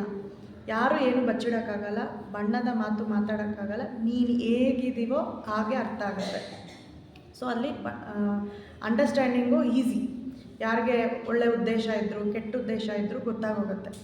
ಇಲ್ಲಿ ಒಂದು ಕ್ಲಸ್ಟರ್ ಬಗ್ಗೆ ಹೇಳ್ತಾರೆ. ಒಂದು 3 ಜನ ಫ್ರೆಂಡ್ಸು. ಆ 3 ಜನ ಫ್ರೆಂಡ್ಸು ಈ ಲೋಕದಲ್ಲಿ ಬಂದು ಯಾವಾಗಲೂ ಕ್ಲೋಸಲ್ಲಿ ಇರ್ತಾರೆ. ಅವರು ನೆಕ್ಸ್ಟು ಜನ್ಮದಲ್ಲಿ ಅವ್ರು ಬೇರೆ ಅಡ್ವಾನ್ಸ್ ಆಗ್ತಾರಂತೆ. ವೈಟ್ ಆಗಿರೋರು ಇವಾಗ ಅರ್ಶಿನ ಕಲರ್ ಆಗ್ತಾರೆ. ಆಮೇಲೆ ಇನ್ನೊಬ್ಬರು ಬೇರೆ ಕ್ಲಸ್ಟರ್ಗೆ ಹೋಗ್ತಾರೆ. ಅದರಲ್ಲಿ ಒಬ್ಬ ಫಾದರು, ಇನ್ನೊಬ್ಬ ಸುಮ್ಮನೆ ಹಂಗೆ ಇಲ್ಲಿ ಸುತ್ಕೊಂಡಿರ್ತಾನೆ, ಇನ್ನೊಬ್ಬ ಅವನ ಜೊತೆ ಇರ್ತಾನೆ. ಇಲ್ಲಿ ಅವ್ನ ಫಾದರ್ ಏನು ಮಾಡಿರ್ತಾರೆ, ಫಾದರ್ ಅಂದರೆ ಪ್ರೀಸ್ಟ್ ಅಂತ ಹೇಳ್ಬೋದು. ಆ ಪ್ರೀಸ್ಟ್ ಆದವನು ಚರ್ಚಲ್ಲಿ ಒಂದು ಹುಡುಗಿ ಜೊತೆ ಸಂಬಂಧ ಇರುತ್ತೆ. ಆವಾಗ ಅವ್ರ ಫ್ರೆಂಡ್ ಕೇಳ್ತಾರೆ, ನೀನು ಈ ಥರ ಮಾಡಿಬಿಟ್ಟಲ್ಲ ತಪ್ಪಲ್ಲ ಅಂತ. ಆ ಕ್ವಶನ್ ಮಾಡ್ತಾರೆ, ನೀನು ಈ ಥರ ಮಾಡಿ ಈ ಥರ ಅಂತ. ಆವಾಗ ಇವರು ಹೇಳ್ತಾರೆ, ಆ್ಯಕ್ಚುಲಿ ಅದರ ಟೈಮ್ ನೆಸೆಸಿಟಿ ಹೀಗೆ ಹಾಗೆ ಹೇಗೆ ಅಂತ ಡಿಫೆಂಡ್ ಮಾಡೋಕ್ಕೆ ಪ್ರಯತ್ನ ಮಾಡ್ತಾರೆ. ನಾನು ಇದೊಂದು ಎಕ್ಸಾಂಪಲ್ ಕೊಟ್ಟಿದ್ದು, ಯಾವ ಥರ ನೀವು ಅಲ್ಲಿ ಆತ್ಮಗಳು ಮಾತಾಡ್ಕೊಳ್ತವೆ ಅಂತ. ಇನ್ನೊಂದು ಅದರಲ್ಲಿ ಅವ್ನು ಬೇಕಾಬಿಟ್ಟಿಯಾಗಿ ಸುತ್ತಾ ಇರ್ತಾನೆ ಒಬ್ಬ ಅಂತ ಹೇಳಿದ್ನಲ್ಲ, ಅವನು ಸ್ವಲ್ಪ ಅಡ್ವಾನ್ಸ್ ಲೆವೆಲ್ ಹೋಗ್ತಾನೆ. ಯಾಕೆ ಅಂದರೆ ಅವನಿಗೊಂದು ಬುದ್ಧಿ ಇತ್ತಂತೆ, ಯಾರೋ ಒಬ್ರಿಗೆ ಸಹಾಯ ಮಾಡೋದು. ಈವ್ನಿಂಗ್ ಟೈಮಲ್ಲಿ ಈ ಭಿಕ್ಷುಕರಿಗೆ, ಪ್ರಾಣಿಗಳಿಗೆ ಊಟ ಬಟ್ಟೆಗಳು ಕೊಡೋದು, ಇಂಥ ಎಲ್ಲ ಬುದ್ಧಿಗಳಿತ್ತಂತೆ. ಸೊ ಅಲ್ಲಿ ಕಂಪ್ಯಾಷನ್, ಬೇರೆಯವ್ರಿಗೆ ಸಹಾಯ ಮಾಡೋದು, ಈ ಉದ್ದೇಶ ಮುಖ್ಯ. ನೀವು ಯಾವ ರೀತಿ ಇರ್ತೀರಾ ಅದು ಅಲ್ಲ. ಸೊ ಅದು ಅವ್ರ ಅಡ್ವಾನ್ಸ್ ಲೆವೆಲ್ಗೆ ಹೋಗ್ಬೋದು ಅಂತ ಇಲ್ಲಿ ಒಂದು ಎಕ್ಸಾಂಪಲ್ ಕೊಡ್ತಾರೆ. ಈ ಕ್ಲಸ್ಟರ್ಸ್ನೆಲ್ಲ ದಾಟಿ ನೆಕ್ಸ್ಟು ಅವ್ರಿಗೆ ಕೆಲವು ಸ್ಟೇಜಸ್ ಸಿಗ್ತವೆ. ಇದಕ್ಕೆ ಮುಂಚೆ ಒಂದು ಓರಿಯೆಂಟೇಷನ್ ಅಂತ ಒಂದು ಬರುತ್ತೆ. ಯಾವಾಗ ಅಂದರೆ ನಾವು ಆಸ್ಟ್ರಲ್ ಪ್ಲೇನ್ ದಾಟಿ ಬರೋಕ್ಕೆ ಮುಂಚೆ ಒಂದು ಕೈಂಡ್ ಆಫ್ ಕೌನ್ಸ್ಲಿಂಗ್ ನಡೆಯುತ್ತೆ. ಗೈಡ್ ಜೊತೆ ಒಬ್ರೊಬ್ರಿಗೆ ಒಂದೊಂದು ಕೌನ್ಸ್ಲಿಂಗ್ ನಡೆಯುತ್ತೆ. ಏನು ಆ ಥರ ಕೌನ್ಸ್ಲಿಂಗ್ ಅಂದರೆ, ಸ್ವಲ್ಪ ಸತಿ ಜೀವನ ತುಂಬಾ ಸುಸ್ತಾಗ್ಬಿಟ್ಟಿರುತ್ತೆ. ಎಲ್ಲ ಈ ಜನ್ಮದಲ್ಲಿ ತುಂಬ ನೋವು ಪಟ್ಟಿರ್ತೀವಿ, ತುಂಬ ಶಕ್ತಿ ಇರಲ್ಲ ನೆಕ್ಸ್ಟು ಏನಾದರೂ ಕೆಲಸ ಮಾಡೋದಕ್ಕೂ ಅಂತ. ಅವ್ರಿಗೆ ಒಂದು ಶವರ್ ಥರ ಕೊಡ್ತಾರೆ. ಶವರ್ ಅಂದರೆ ಆತ್ಮ ಸ್ನಾನ ಅಂತ ಅನ್ಕೋಬೋದು ಅವ್ರ ಭಾಷೆಯಲ್ಲಿ. ಬಟ್ ಅಲ್ಲಿ ಏನೋ ಒಂಥರ ಸ್ಟೀಮ್ ಥರ ಬರುತ್ತೆ ಬಿಸಿಯಾಗೆ. ಒಂದು ಏರಿಯಾಗೆ ಹೋದಾಗ ಅವ್ರಿಗೆ ಅದು ಕ್ಲೀನ್ ಆಗೋ ಥರ ಅನಿಸುತ್ತೆ. ಆ ಒಂದು ಎನರ್ಜಿ ಅನ್ನೋದು ಪ್ರತಿ ಆಟಮ್ಸ್ಗೆ ಎಲ್ಲ ಹೋಗಿ ಹರಡುತ್ತೆ.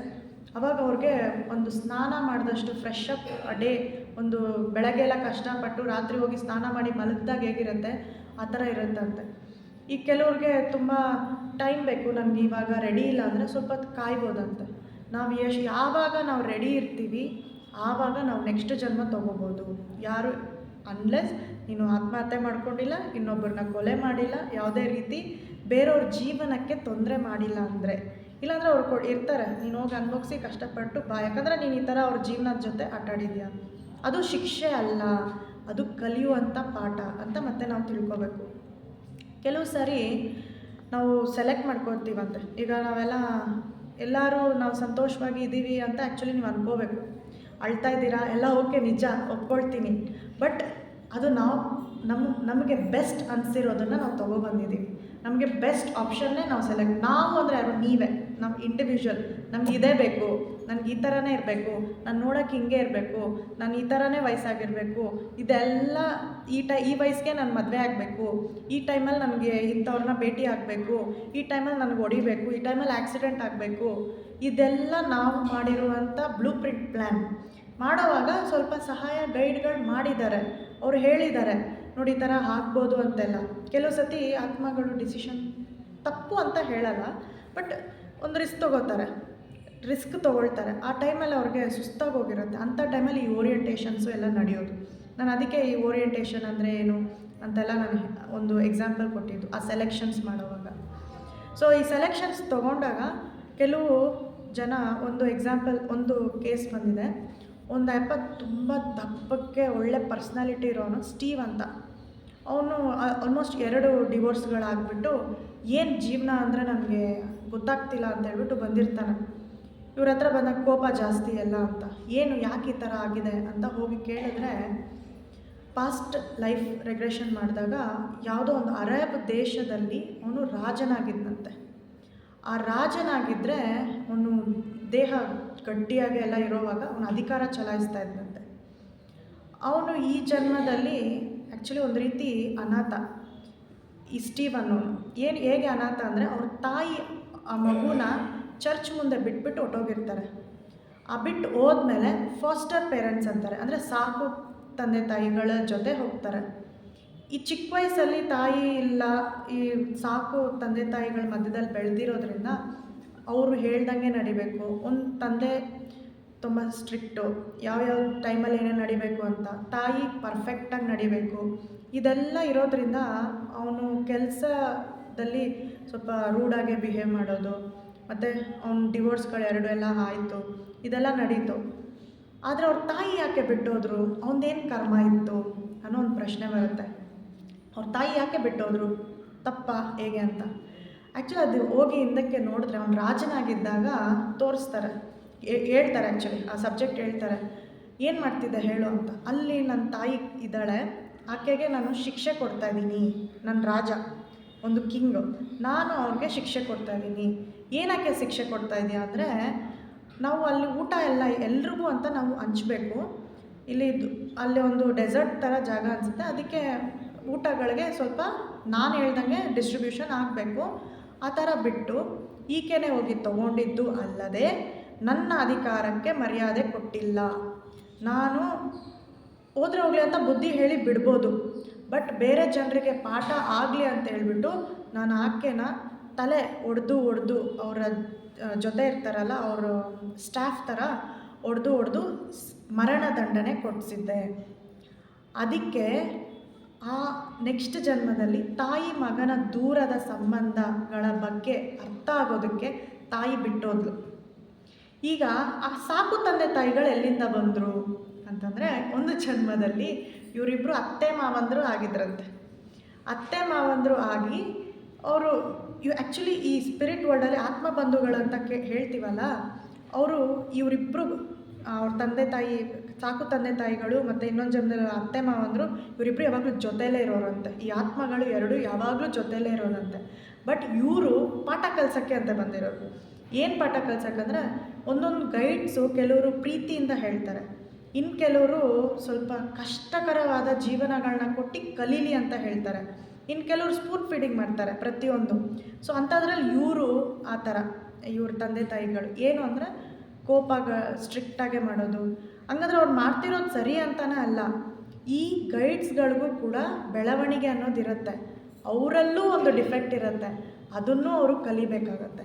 ಸೊ ಆ ಗುರುಗಳಾಗಲಿ ಅಥವಾ ಗೈಡ್ ಅಂತ ಹೇಳ್ತೀವಲ್ಲ, ಸ್ಪಿರಿಟ್ ಗೈಡ್ಸು ಫ್ರೆಂಡ್ಸಾಗೆ ಒಂದು ಕ್ಲಸ್ಟರಲ್ಲಿ ಇರ್ತಾರಲ್ಲ, ಒಂದು ಗುಂಪಲ್ಲಿ ಇರ್ತಾರಲ್ಲ, ಅಲ್ಲಿ ಪ್ರತಿಯೊಬ್ಬರು ಕೂಡ ಅವರು ಒಂದೊಂದು ಪಾಠಗಳು ಕಳೀತಾ ಇರ್ತಾರೆ, ಪ್ಲಸ್ ಬೇರೆಯವ್ರ ಬೆಳವಣಿಗೆಗೆ ಸಹಾಯ ಮಾಡ್ತಿರ್ತಾರೆ. ಇದು ಒಂದು ಎಕ್ಸಾಂಪಲ್. ಇವೆಲ್ಲ ಸ್ಟೇಜಸ್ ಆದಮೇಲೆ ಇಲ್ಲಿವರೆಗೂ ನಾನು ಹೇಳಿದ್ರಲ್ಲಿ ಏನಾದರೂ ಪ್ರಶ್ನೆಗಳಿದ್ದರೆ ಕೇಳಿ, ಯಾವುದಾದ್ರೂ ಪ್ರಶ್ನೆ ಇದ್ದರೆ.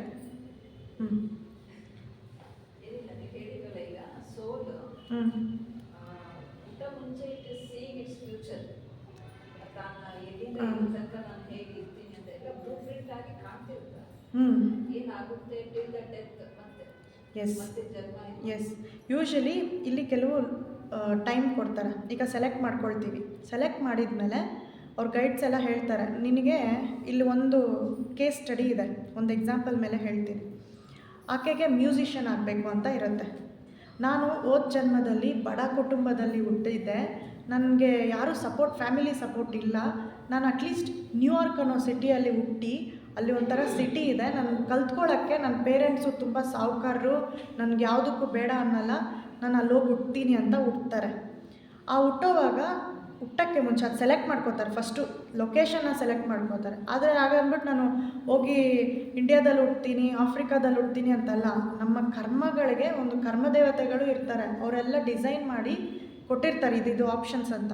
ಆಪ್ಷನ್ಸಲ್ಲಿ ನಾವು ಬೆಸ್ಟನ್ನು ಸೆಲೆಕ್ಟ್ ಮಾಡ್ಕೋತೀವಿ. ಸೆಲೆಕ್ಟ್ ಮಾಡಿ ಒಂದು ಜಾಗಕ್ಕೆ ಹೋಗ್ತಾರೆ, ಅಲ್ಲಿ ಒಂದು ಎಕ್ಸಾಂಪಲ್ ಕೊಡ್ತಾರೆ. ಆ ಜಾಗದಲ್ಲಿ ನೋಡೋಕ್ಕೆ ಅವರೊಬ್ಬರೇ ಇರ್ತಾರಂತೆ. ಇದ್ದು ಸುತ್ತಲೂ ಒಂದು ವಿಡಿಯೋ ಥರ ಇರುತ್ತೆ ಸ್ಕ್ರೀನ್, ಅವರು ಸಬ್ಜೆಕ್ಟ್ಗಳು ಹೇಳೋದು ಪ್ರಕಾರ ಅಲ್ಲಿ ಒಂದು ಸ್ಕ್ರೀನ್ ಥರ ಇರುತ್ತೆ. ಅಲ್ಲಿ ನಂದು ಎಲ್ಲ ವಿಡಿಯೋ ಥರ ಫಸ್ಟ್ ಜನ್ಮದಿಂದ ಈ ಜನ್ಮದಲ್ಲಿ ಫಸ್ಟ್ ಬರ್ತಿಂದ ಲಾಸ್ಟ್ವರೆಗೂ ಏನೇನು ಸೀಕ್ವೆನ್ಸಸ್ ನಡೆಯುತ್ತೆ ಅಂತ. ಆಮೇಲೆ ಅದೊಂಥರ ಮೈಂಡಲ್ಲೇ ಕಂಟ್ರೋಲ್ ಮಾಡ್ತಾರೆ. ಕರೆಕ್ಟಾಗಿ ಒಂದು ಸ್ಟೇಜ್ಗೆ ಹೋಗ್ತಾರೆ, ಅಲ್ಲಿ ಹೋಗ್ಬಿಟ್ಟು ಒಂದು ಟ್ರಯಲ್ ಮಾಡ್ತಾರೆ. ಆಕ್ಸಿಡೆಂಟ್ ಆಗೋದು, ಇಲ್ಲ ಏನಾದರೂ ಯಾರನ್ನಾದ್ರೂ ಬೈಯೋದು, ಇಲ್ಲ ಯಾವುದೋ ಗಾಡಿ ಮೇಲೆ ಹೋಗೋದು, ಈ ಥರ ಎಲ್ಲ ಚಿಕ್ಕ ಚಿಕ್ಕ ಎಲ್ಲ ಹೋಗಿ ಟೆಸ್ಟ್ ಮಾಡಿ ಒಂಥರ ಟ್ರೈ ಮಾಡ್ತಾರೆ. ಇದು ಮಾಕ್ ಟೆಸ್ಟು.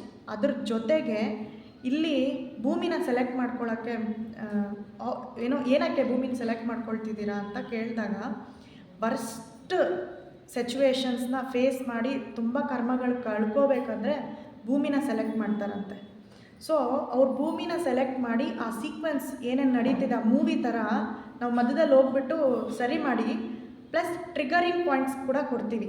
ಈ ಟ್ರಿಗರಿಂಗ್ ಪಾಯಿಂಟ್ಸ್ ಏನಂದರೆ ನಮ್ಮ ಟರ್ನಿಂಗ್ ಪಾಯಿಂಟ್ಸ್, ಲೈಫಲ್ಲಿ ಟರ್ನಿಂಗ್ ಪಾಯಿಂಟ್ಸ್. ಮತ್ತು ನಮ್ಮ ಆತ್ಮ ಬಂಧುಗಳು ನಮ್ಮ ಜೊತೆ ಬಂದಿದ್ರಲ್ಲ, ಅವ್ರ ಜೊತೆ ಅವ್ರು ಯಾವಾಗ ಬರ್ತಾರೆ ಅನ್ನೋದೆಲ್ಲ ಗೊತ್ತಾಗ. ಒಂದೊಂದು ಸತಿ ಹೆಂಡ್ತಿಯಾಗಿ, ಒಂದೊಂದು ಸತಿ ಗಂಡನಾಗಿ, ಇಲ್ಲ ಮಕ್ಕಳಾಗಿ, ಗುರುವಾಗಿ, ಯಾರೋ ಫ್ರೆಂಡಾಗಿ ಎಲ್ಲ ಬರ್ತಾರೆ ಮಧ್ಯದಲ್ಲಿ ಒಂದೊಂದು ಆಪ್ಷನ್ಸ್. ಅದನ್ನು ನಾವೇ ಹೇಳೋದು ಯಾವಾಗ ಬರ್ತಾರೆ, ಒಂದು ಸಿಗ್ನಲ್ಸ್, ಫ್ಲ್ಯಾಗ್ಸ್ ಅಂತಲೂ ಹೇಳ್ಬೋದು, ಅದೆಲ್ಲ ಕೊಡ್ತಾರೆ. ಇನ್ನೂ ಒಂದೊಂದು ಸತಿ ಏನಾಗುತ್ತೆ, ಈ ಆತ್ಮ ಬಂಧುಗಳು ಏನು ಇವ್ರಿಗೆ ಸಹಾಯ ಮಾಡೋಕ್ಕೆ ಬರಬೇಕಾ ಅಂತ ಕೆಲವರು ಇರ್ತಾರೆ. ಬಟ್ ಯೂಶ್ವಲಿ ಮೆಂಟಾಲಿಟಿ ಇರುತ್ತೆ, ಅವರು ಒಂದು ಕಲಿಯೋದಕ್ಕಂತಲೇ ಬರ್ತಾರೆ. ಅವ್ರ ಜೊತೆಗೆ ನಾವು ಕೂಡ ಕಲ್ತ್ಕೋಬೋದು ಅಂತ ಇದರಲ್ಲಿ ಹೇಳ್ತಾರೆ. ನೀವು ಹೇಳಿದ್ದು ಪ್ರಶ್ನೆಗೆ ಇದು ಉತ್ತರ ಆಯ್ತಂತ. ಇನ್ನೊಂದು ಏನಂದರೆ, ಒಂದು 4 ಲೋಕಗಳು ಅಂತಲೂ ಇರುತ್ತೆ. ಆ 4 ಲೋಕಗಳಲ್ಲಿ ಇಲ್ಲಿ ಭೂಮಿ ಮೇಲೆ ಏನು ನಡೀತಿದೆ ಅಲ್ಲಿ ಹೋಗಿ ಒಂದು ಮಾಕ್ ಟೆಸ್ಟು ನಡೆಯುತ್ತೆ. ಒಂಥರ ಸಿಂಪಲ್ ಆಗಿರುತ್ತೆ. ಇವಾಗ ನಾವು ಪಬ್ಲಿಕ್ ಎಕ್ಸಾಮ್ ಬರೆಯೋಕ್ಕೆ ಮುಂಚೆ ಮಿಡ್ ಟರ್ಮು ಎಲ್ಲ ಬರಿತೀವಿ, ಟೆಸ್ಟು ಎಲ್ಲ. ಅದು ತುಂಬ ಕಾಂಪ್ಲಿಕೇಟೆಡ್ ಆಗಿರಲ್ಲ, ಬಟ್ ಒಂದು ಐಡಿಯಾ ಸಿಗುತ್ತೆ ಯಾವ ಥರ ಅಂತ. ಅದನ್ನು ಟ್ರಯಲ್ ಮಾಡಿರ್ತಾರೆ. ಇಷ್ಟೆಲ್ಲ ಟ್ರಯಲ್ ಮಾಡಿನೂ ಆಮೇಲೆ ನಾವು ಬರೋಕ್ಕೆ ಮುಂಚೆನೂ ಕೊಡ್ತಾರಂತೆ ಆಪ್ಷನ್ನು, ಆರ್ ಯು ಶ್ಯೂರ್ ಬರ್ತೀಯಾ ಅಂತ.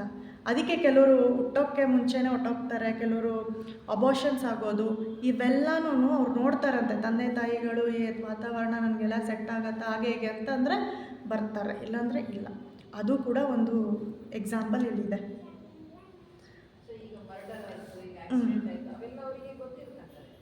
ಆಕ್ಸಿಡೆಂಟು, ಮರ್ಡರ್ದೆಲ್ಲ ಆಗುತ್ತೆ. ಈ ಮರ್ಡರ್ ಅಂತಲ್ಲ, ಮರ್ಡರ್ ಅನ್ನೋದು ಅವರು ಇವೆಲ್ಲ ಪ್ಲ್ಯಾನ್ ಮಾಡ್ತೀವಲ್ಲ, ಅದ್ರ ಜೊತೆಗೆ ಒಂದು ವಿಲ್ ಪವರ್ ಅನ್ನೋದಿರುತ್ತೆ. ಪೂರ್ತಿನೂ ಆ ಸಬ್ಜೆಕ್ಟ್ಗೆ ಪೂರ್ತಿನೂ ಹೇಳ್ಕೊಡಲ್ಲ. ಆತ್ಮ ಹುಟ್ಟೋಕ್ಕೆ ಮುಂಚೆ ಪೂರ್ತಿ ಪ್ರತಿಯೊಂದು ಬ್ಲಾಕ್ಸು ಹೇಳಲ್ಲ.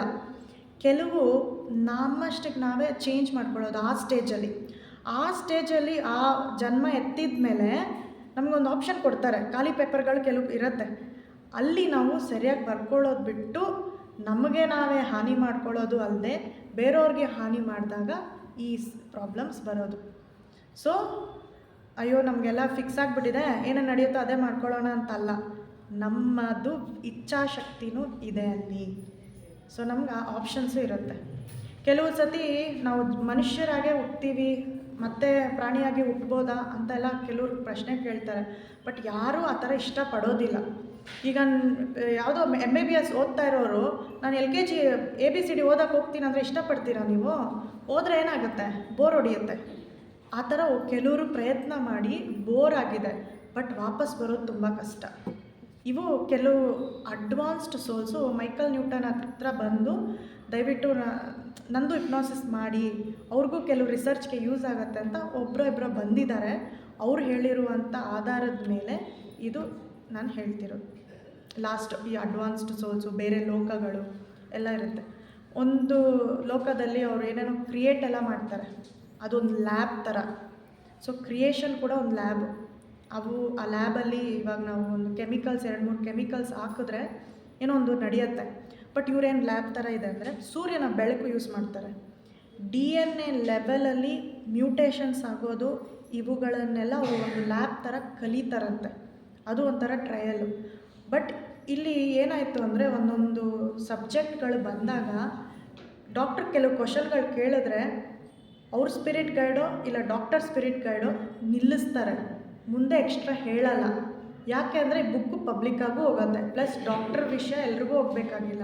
ಎಷ್ಟು ನಮಗೆ ಗೊತ್ತಾಗ್ಬೋದು ಅಂತ ನಮ್ಮೆಲ್ಲರ ಗುರುಗಳಿಗೆ ಪರ್ಮಿಷನ್ ಇದ್ರೇ ನಾನು ಇಲ್ಲಿ ಬಂದು ಮಾತಾಡೋದು, ಎಲ್ಲರೂ ಕೇಳಿಸ್ಕೊಳ್ಳೋದು, ಇವತ್ತು ಬಂದಿರೋರ್ಗೂ ಯೂಸ್ ಆಗೋದು. ಸೊ ಇದರ ನಂತರ ಇನ್ನೂ ಆ್ಯಕ್ಚುಲಿ ಎಷ್ಟೊಂದು ಕೇಸ್ ಇದೆ. ಮೈಕಲ್ ನ್ಯೂಟನ್ ಅವ್ರು ಬರೆದಿರೋಂಥ journey of souls ಲೈಬ್ರರಿಯಲ್ಲಿ reference book ಆಗಿದೆ. ನಾನು ಹೇಳೋದಕ್ಕಿಂತ ನೀವು ಪ್ರತಿಯೊಂದು ಒಂದೊಂದೇ ಅರ್ಥ ಮಾಡಿಕೊಂಡು ಅಲ್ಲಿ ಓದಿದ್ರೆ ನಿಮ್ಮ ಎಲ್ಲ ಪ್ರಶ್ನೆಗಳಿಗೆ, ಜೀವನದ ಪ್ರಶ್ನೆಗಳಿಗೆ ಉತ್ತರ ಸಿಗತ್ತೆ ಅಂತ ಅಂದ್ಕೊಳ್ಳೋದ್ರಲ್ಲಿ ತಪ್ಪೇ ಇಲ್ಲ. ಸೊ ದಯವಿಟ್ಟು ನೋಡಿ. ಇದು ಆದಮೇಲೆ ಆ್ಯಕ್ಚುಲಿ ನೆಕ್ಸ್ಟ್ ಅವರು ಹೇಗೆ ಹುಟ್ಟುತ್ತಾರೆ, ಹುಟ್ಟೋಕ್ಕೆ ಮುಂಚೆ ಯಾವ ಥರ ಸೆಲೆಕ್ಷನ್ ಮಾಡ್ಕೊಳ್ತಾರೆ ಅದೆಲ್ಲ ಇದೆ. ಅದು ಮೋರ್ ಡೀಟೇಲ್ಸ್ ಇದೆ. ಅವರು ಮೀನನ್ನು ಕ್ರಿಯೇಟ್ ಮಾಡೋದು ನೀರಲ್ಲಿ, ಆ ಮೀನು ವೇರಿಯೇಷನ್ಸ್ ಆಫ್ ಮೀನು ಆ ಥರ ಎಲ್ಲ ಫಸ್ಟ್ ಮಕ್ಕಳು ಓದೋವಾಗ ಪೆನ್ಸಿಲಲ್ಲಿ ತಾನೇ ಬರೀತಾರೆ. ಆ ಥರ ಕ್ರಿಯೇಷನ್ ಅನ್ನೋದನ್ನು ಸೃಷ್ಟಿಸೋ ಕಾರ್ಯಗಳನ್ನು ಕೂಡ ಟ್ರೈನಿಂಗ್ ಇದೆ. ಟ್ರೈನಿಂಗ್ ಅಂದರೆ ಅವರಷ್ಟು ಅವರೇ ಕಲ್ಪನೆ, ಕ್ರಿಯೇಟಿವಿಟಿ, ಈ ಆರ್ಟಿಸ್ಟಿಕ್ ಪರ್ಸ್ನಾಲಿಟಿ ಎಲ್ಲನೂ ಅದರಿಂದನೇ ಬರೋದು. ಸೊ ಆಲ್ಮೋಸ್ಟ್ 45-50 ಆಯಿತು. ಸೊ ಇಲ್ಲಿಗೆ ಇಂಟ್ರೆಸ್ಟಿಂಗ್ ಸಬ್ಜೆಕ್ಟ್ ಮೇಡಮ್. ಪುಸ್ತಕ ಓದ್ಬೋದು, ಆದರೂ ನೀವು ಹೇಳಿದಷ್ಟು ನಾವು ಆ ರೀತಿ ಅರ್ಥ ಮಾಡ್ಕೊಳ್ಳೋದು ಕಷ್ಟ ಆಗ್ತದೆ. Thank you. ಕಮ್ಯುನಿಕೇಶನ್ ಭಾಳ ಚೆನ್ನಾಗಿತ್ತು. Thank you sir. ಈಗ ತಾವು ಹೇಳ್ದಂಗೆ ಹಿಪ್ನಾಟಿಸಮ್ ಮಾಡಿ ನಮ್ಮ ಇದನ್ನ ಸೋಲ್ನ ಇದು ಮಾಡ್ತಾರಲ್ಲ, ಅದನ್ನು ಪಾಯಿಂಟ್ ಔಟ್ ಮಾಡ್ತಾರಲ್ಲ, ಅದು ಎಲ್ಲರಿಗೂ ಸಾಧ್ಯನಾ? ಅದು ಆ್ಯಕ್ಚುಲಿ ಹಿಪ್ನಾಸಿಸ್ ಮಾಡಿಸೋದಕ್ಕೆ ಎಕ್ಸ್ಪರ್ಟ್ ತುಂಬ ಇಂಪಾರ್ಟೆಂಟು. ಬಟ್ ನಮ್ಮ ಇದು ಆ್ಯನಿ ಬೆಸೆಂಟ್ ಅವ್ರು ಏನು ಹೇಳಿದ್ದಾರೆ ಅಂದರೆ ಯೂಶ್ವಲಿ ಹಿಪ್ನಾಸಿಸ್ನ ಎನ್ಕರೇಜ್ ಮಾಡಲ್ಲ. ಕಾರಣ ಏನಂದರೆ ನಾವು ಥಿಯೋಸಫಿಯಲ್ಲಿ ಎಲ್ಲ ಥರ ಇವುಗಳನ್ನ ನಾವು ಕಂಪೇರ್ ಮಾಡ್ತೀವಿ, ಒಳ್ಳೆಯದು ಕೆಟ್ಟದ್ದು ಎಲ್ಲ ನಾವು ಕಂಪೇರ್ ಮಾಡಿ ನಾವು ಡಿಸಿಷನ್ ತೊಗೋಬೇಕು ಅಂತಿರೋದು. ಥಿಯೋಸಫಿಯಲ್ಲಿ ಫ್ರೀಯಾಗೆ ನಿಮ್ಮ ಡಿಸಿಷನ್ ತೊಗೊಳ್ಳಿ, ಬಟ್ ಬ್ಲೈಂಡಾಗೆ ಹೋಗಬಾರ್ದು, ಮೂಢನಂಬಿಕೆಯಲ್ಲಿ ಇರಬಾರ್ದು ಅನ್ನೋದು ನಮ್ಮ ಉದ್ದೇಶ. ಬಟ್ ಹಿಪ್ನಾಸಿಸಲ್ಲಿ ಏನಾಗುತ್ತೆ ಅಂದರೆ ನಾವು ಇದೊಂಥರ ಹ್ಯಾಕಿಂಗ್ ಥರ. ಹ್ಯಾಕಿಂಗ್ ಅಂದರೆ ನಾರ್ಮಲಾಗಿ ನಡೆಯೋದು, ಮಧ್ಯದಲ್ಲಿ ಏನೇನೋ ಕಿರಿಕಿರಿ ಮಾಡೋಕ್ಕೆ ಹೋಗ್ತಾ ಇರೋದು. ಎಕ್ಸ್ಪರ್ಟ್ ಇದ್ದರೆ ಓಕೆ, ಅವರು ಎಕ್ಸ್ಪರ್ಟ್ ಮಾಡಬೇಕಂದ್ರೂ ಅವರು ಆ ಸಬ್ಜೆಕ್ಟ್ಗೆ ಕರ್ಮಗಳು ಹೊಂದ್ಕೊಂಡಿದ್ರೇ ನಾವು ಹೋಗಿ ಅವ್ರನ್ನ ಮೀಟ್ ಆಗೋದು. ಇವರು ಅಲ್ಲಿ ಬಂದಿರೋ ಅಡ್ವಾನ್ಸ್ಡ್ ಸೋಲ್ ನಮಗೆ ಬುಕ್ಗೆ ಎಲ್ಲ ಸ್ಟೋರಿ ಕೊಡ್ತಿದ್ದಾರೆ ಅಂದರೆ ಅಲ್ಲೂ ನಮಗೂ ಒಂದು ಮೆಸೇಜ್ ಇರಬೇಕಂತ ಅಲ್ಲಿ ಒಂದು ಪ್ಲ್ಯಾನ್ ಇರೋದ್ರಿಂದನೇ ನಮಗೆ ಬರುತ್ತೆ.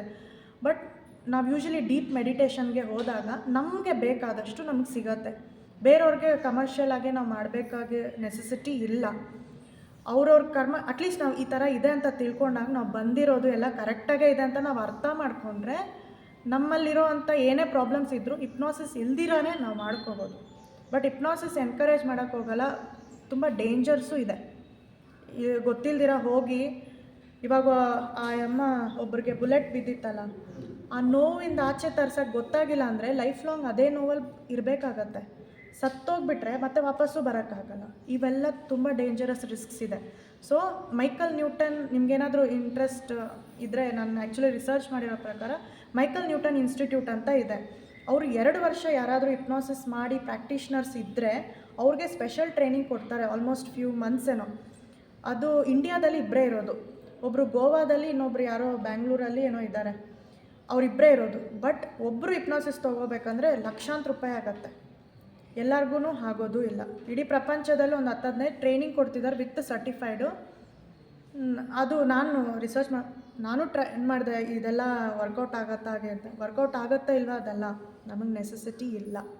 ನಮಗೆ ಬುಕ್ಕಾಗೆ ಬಂದಿದೆ, ನಮ್ಮ ಜೀವನಕ್ಕೆ ಪಾಠವಾಗಿದೆ, ಯೂಸ್ ಆಗ್ತಿದೆ, ನಮ್ಮ ಲೈಫಲ್ಲಿ ಒಂದು ಪಾಸಿಟಿವ್ ಬೆಳವಣಿಗೆ ಆಗ್ತಿದೆಯಾ, ಅಷ್ಟು ಸಾಕು, ನಮಗೆ ಬೇಕಿಲ್ಲ ಬೇರೆ ಅನ್ನೋದು ನನ್ನ ಪರ್ಸ್ನಲ್ ಸಜೆಷನ್. ಮನುಷ್ಯನಾಗಿ ಹುಟ್ಬೋದು, ಅದು ನಾವೇ ಡಿಸಿಷನು ಆ್ಯಕ್ಚುಲಿ. ಮನುಷ್ಯರಾಗೇ ಇರ್ತೀವಿ. ಕೆಲವು ಡಿಸಿಷನ್ಸ್ ತೊಗೊಳ್ತಾರೆ ಕೆಲವರು. ನನಗೆ ತುಂಬ ಸುಸ್ತಾಗ್ಬಿಟ್ಟಿದೆ, ನನಗೆ ಇದೆಲ್ಲ ಆಗಲ್ಲ, ನಾನು ಏನಾದರೂ ಆಗಿ ಹುಡ್ತೀನಿ ಅಂತ ಹೇಳ್ತಾರೆ. ಅವೆಲ್ಲ ಸರಿಯಲ್ಲ, ಸ್ವಲ್ಪ ಕಿರಿಕಿರಿ ಇದೆ ಅಲ್ಲಿ. ಈಗ ಕೆಲವ್ರಿಗೆ ಭೂಮಿ ಮೇಲೆ ನೋಪಟ್ಟು ಬರಬೇಕಂತ ಇರುತ್ತೆ. ನಮಗೆ ಅಮ್ನಿಷಿಯಾ ಥರ ಇದೆ. ಅಮ್ನಿಷಿಯಾ ಅಂದರೆ ಎಲ್ಲ ಮರ್ತೋಗಿದ್ದೀವಿ ನಾವು. ಬಿಟ್ವೀನ್ ಲೈಫ್ಸಲ್ಲಿ ಏನೇನು ನಡೆದಿತ್ತು, ಏನೇನು ಪ್ಲ್ಯಾನ್ ಮಾಡಿದ್ವಿ ಎಲ್ಲ ಮರ್ತೋಗಿದ್ದೀವಿ. ಕೆಲವು ಲೋಕಗಳಲ್ಲಿ ಸ್ವಲ್ಪ ಅಮ್ನಿಷಿಯಾ ಕಮ್ಮಿ ಆಗಿರುತ್ತೆ. ಅಂಥ ಲೋಕದಲ್ಲಿ ಸ್ವಲ್ಪ ಆರಾಮಾಗೇ ಇರ್ಬೋದು. ಕಲಿಕೆನೂ ಸ್ವಲ್ಪ ಕಮ್ಮಿನೇ ಇರುತ್ತೆ. ಇದೆ ಅಮ್ನಿಷಿಯಾ, ಮರ್ತೋಗೋ ಅಂಥ ಕಾಯಿಲೆ ಅಂತ. ಅದು ಫಿಸಿಕಲಾಗೇ ನಾವು ಅಂದ್ಕೊಳ್ಳೋದು. ನಾವು ಹುಟ್ಟಿದ ತಕ್ಷಣ ನಾವೇನು ನೆನಪಿಟ್ಕೊಳ್ತೀವಿ, ಆಮೇಲೆ ಎಲ್ಲ ಮರ್ತೋಗಿರ್ತೀವಿ. ಆ ಲೋಕದಲ್ಲಿ ಹೋದಾಗ ಮಾತ್ರ ಕೆಲವ್ರಿಗೆ ನೆನಪಿರುತ್ತೆ. ನಮ್ಗೆ ಅದು ಬರಬೇಕು ಅಂದರೆ, ಇವಾಗ ಜಿಡ್ಡು ಕೃಷ್ಣಮೂರ್ತಿ ಅವ್ರಿಗೆಲ್ಲ ಬಂತು. ಹೇಗೆ? ಸಾಧನೆ ಮಾಡಿದ್ರು. ಸಾಧನೆ ಮಾಡಿ ನಮ್ಗೆ ಆ ಕೇಪಬಿಲಿಟಿ, ಶಕ್ತಿ ಇರಬೇಕು. ನಾವು ಪ್ರಿಪೇರ್ ಆಗಿದ್ದರೆ ಮಾತ್ರ ನಮ್ಗೆ ಆ ನಾಲೆಜು ನಮ್ಗೆ ಒಳ್ಳೆಯದು. ಇಲ್ಲ ಅಂದರೆ ಅದು ನಮಗೆ ಹಾನಿಕರ. ಕೆಲವರು ಏನೇನೋ ಸಿದ್ಧಿಗಳು ಅವೆಲ್ಲ ತೊಗೊಳ್ತಾರೆ ಫೋರ್ಸ್ಫುಲ್ಲಾಗೆ. ಶಾಂತವಾದ ಬುದ್ಧಿಯಲ್ಲಿ ಕೆಲವು ಮಂತ್ರಗಳು ಓದಬೇಕು, ಇಲ್ಲ ಬೇರೆ ನನ್ನ ಸ್ವಾರ್ಥಕ್ಕೆಲ್ಲ ಮಂತ್ರಗಳು ಓದಿದ್ರೆ ಅದು ನಮ್ಮನ್ನೇ ನಾಶ ಮಾಡುತ್ತೆ. ಎಲ್ಲನೂ ಅಷ್ಟೇ. ಫಸ್ಟು ಇಲ್ಲಿಂದ ನಾವು ತೊಗೊಂಡೋಗ್ಬೇಕಾಗಿರೋ ಮೆಸೇಜ್ ಏನಂದರೆ, ಎಲ್ಲರೂ ಅವರವರ ಪ್ಲ್ಯಾನಾಗೆ ಬಂದಿದ್ದಾರೆ. ಒಬ್ರಿಗೊಬ್ರು ಸಹಾಯ ಮಾಡಿಕೊಂಡು ಒಬ್ರೊಬ್ಬರು ಬೆಳವಣಿಗೆಗಿರೋದು. ನಮ್ಮಲ್ಲಿರೋ ಕೆಟ್ಟ ನೆಗೆಟಿವು, ಬೇರೆಯವರಲ್ಲಿರೋ ನೆಗೆಟಿವ್ಗಳು, ಅದನ್ನು ಬಿಟ್ಟು ಪಾಸಿಟಿವ್ ಆಗೇ ತೊಗೊಳ್ಬೇಕು. ನಮ್ಮನ್ನು ನಾವು ಅರ್ಥ ಮಾಡ್ಕೋಬೇಕು. ಫಸ್ಟು ಏನಕ್ಕಿದ್ದೀವಿ, ನಿಮಗೆಲ್ಲಾದರೂ ಏನೋ ನೋವಾಗ್ತಿದೆ ಅಂದರೆ ಅದನ್ನೇ ಅಬ್ಸರ್ವ್ ಮಾಡಿ. ಅದ್ರ ಆಪೋಸಿಟೇ ನೀವು ಕಲಿಬೇಕಾಗಿರೋದು. ನೀವು ಭಯ ಪಡ್ತಿದ್ರೆ ಜಾಸ್ತಿ ಧೈರ್ಯ ಬರುವಂಥ ಕೆಲಸಗಳು ಮಾಡಬೇಕು. ಹಾಗೆ. Okay, thank you sir.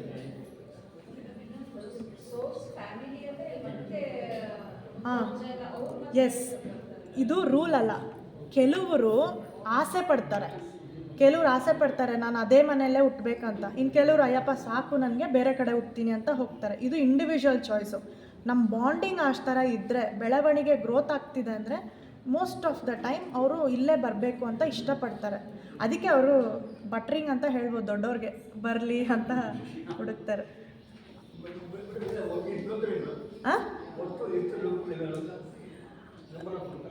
ಅದು ಆ್ಯಕ್ಚುಲಿ ಇಲ್ಲಿ ಅಕ್ಷರ ಇವರು ವರ್ಲ್ಡ್ ಅಂತ ಹೇಳ್ತಾರೆ. ಎಷ್ಟೊಂದು ವರ್ಡ್ಸ್ ಇದೆ ನಮಗೂ ಗೊತ್ತಿಲ್ಲ. ಅವರು ಕೇಳ್ತಾರೆ, ಈ ಬುಕ್ಕುಗಳಲ್ಲಿ ಎಷ್ಟೊಂದು ಬರೆದಿದ್ದಾರೆ, ಬಟ್ ಎವಿಡೆನ್ಸ್ ವೈಸು ತುಂಬ ಇದೆ, ನಮಗೆ ಅವರು ಹೇಳಲಿಲ್ಲ.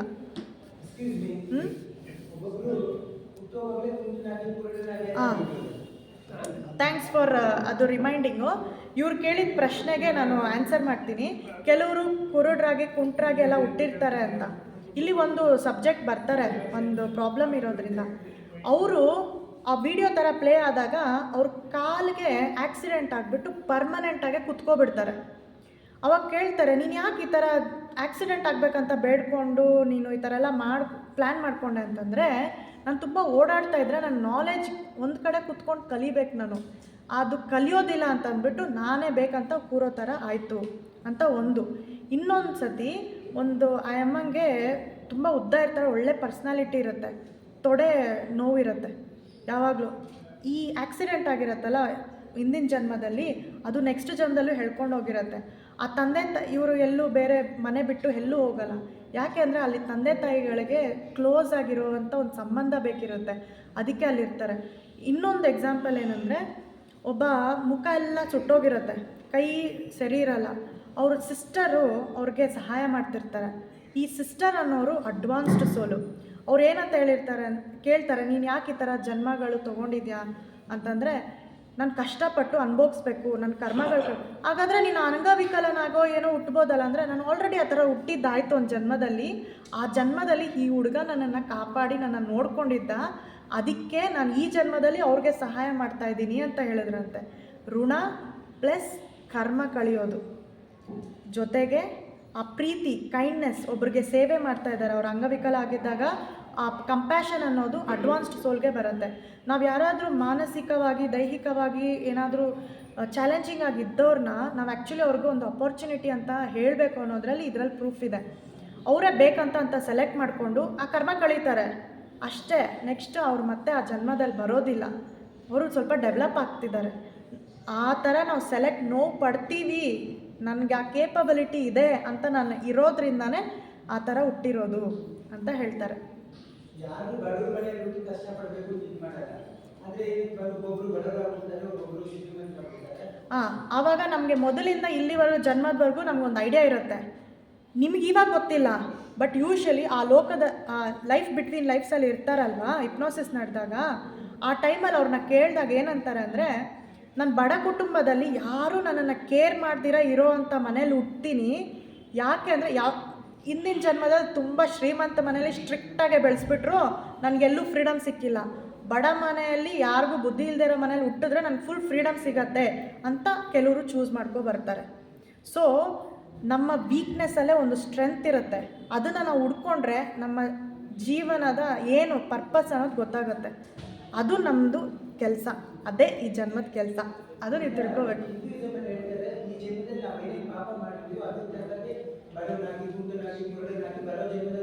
ಅದು ನಾವು ಬರೋದಲ್ಲ, ನಾವು ಬೇಕಂತಲೇ ಸೆಲೆಕ್ಟ್ ಮಾಡೋದು. ಈಗ ನಾನು ಈ ಜನ್ಮದಲ್ಲಿ ಯಾರಿಗೋ ಒಂದು ಪ್ರಾಬ್ಲಮ್ ಮಾಡಿರ್ತೀನಿ, ನನಗೆ ಗೊತ್ತು ನೆಕ್ಸ್ಟ್ ಜನ್ಮ ಇಲ್ದಿದ್ರೆ ಯಾವುದೋ ಒಂದು ಜನ್ಮದಲ್ಲಿ ಓಕೆ ಈ ಕರ್ಮ ತೀರಿಸ್ಕೊಳ್ಳೋಕ್ಕೆ ನಾನು ಒಂದು ಆಪ್ಷನ್ ತೊಗೊಳ್ತೀನಿ. ಯಾರೋ ಒಬ್ಬರು ನನ್ನ ಹೊಡಿತಾರೆ ಅಂದ್ಕೊಳ್ಳಿ, ಹೊಡೆದಿದ್ರೆ ಹಾಗೆ ಅದು ತೀರಿಲ್ಲ ಅಂದರೆ, ಋಣ ಏನಾದರೂ ಒಡಿಸ್ಕೊಳ್ಳೋದು ತೀರಿಲ್ಲ ಅಂದರೆ ಯಾವುದೋ ಒಂದು ಜನ್ಮದಲ್ಲಿ ಸುಮ್ಮನೆ ರೋಡಲ್ಲಿ ಹೋಗ್ತಾನೆ ಯಾರೋ ಒಬ್ಬರು ಸುಮ್ಮನೆ ಹೊಡಿಯೋದು ಆ ಥರ ನಡೆಯುತ್ತೆ, ಅಷ್ಟೇ ಅಲ್ಲೇ ನಿಂತೋಗುತ್ತೆ. ಒಟ್ಟಿನಲ್ಲಿ ಅವಮಾನ, ನೋವು ಅನ್ನೋದು ಒಬ್ರಿಗೆ ಆಗಿದ್ದರೆ ನೀನು ಅದನ್ನು ಕಳ್ಕೊಳ್ಳೋದಕ್ಕೆ ಎಷ್ಟು ಜನ್ಮದಲ್ಲಾಗತ್ತೋ ಅದು ನೀನೇ ಹುಡ್ಕೊಂಡು ಪೂರ್ತಿ ಮಾಡ್ಕೋಬೇಕು ಅಂತ ಇದರಲ್ಲಿ.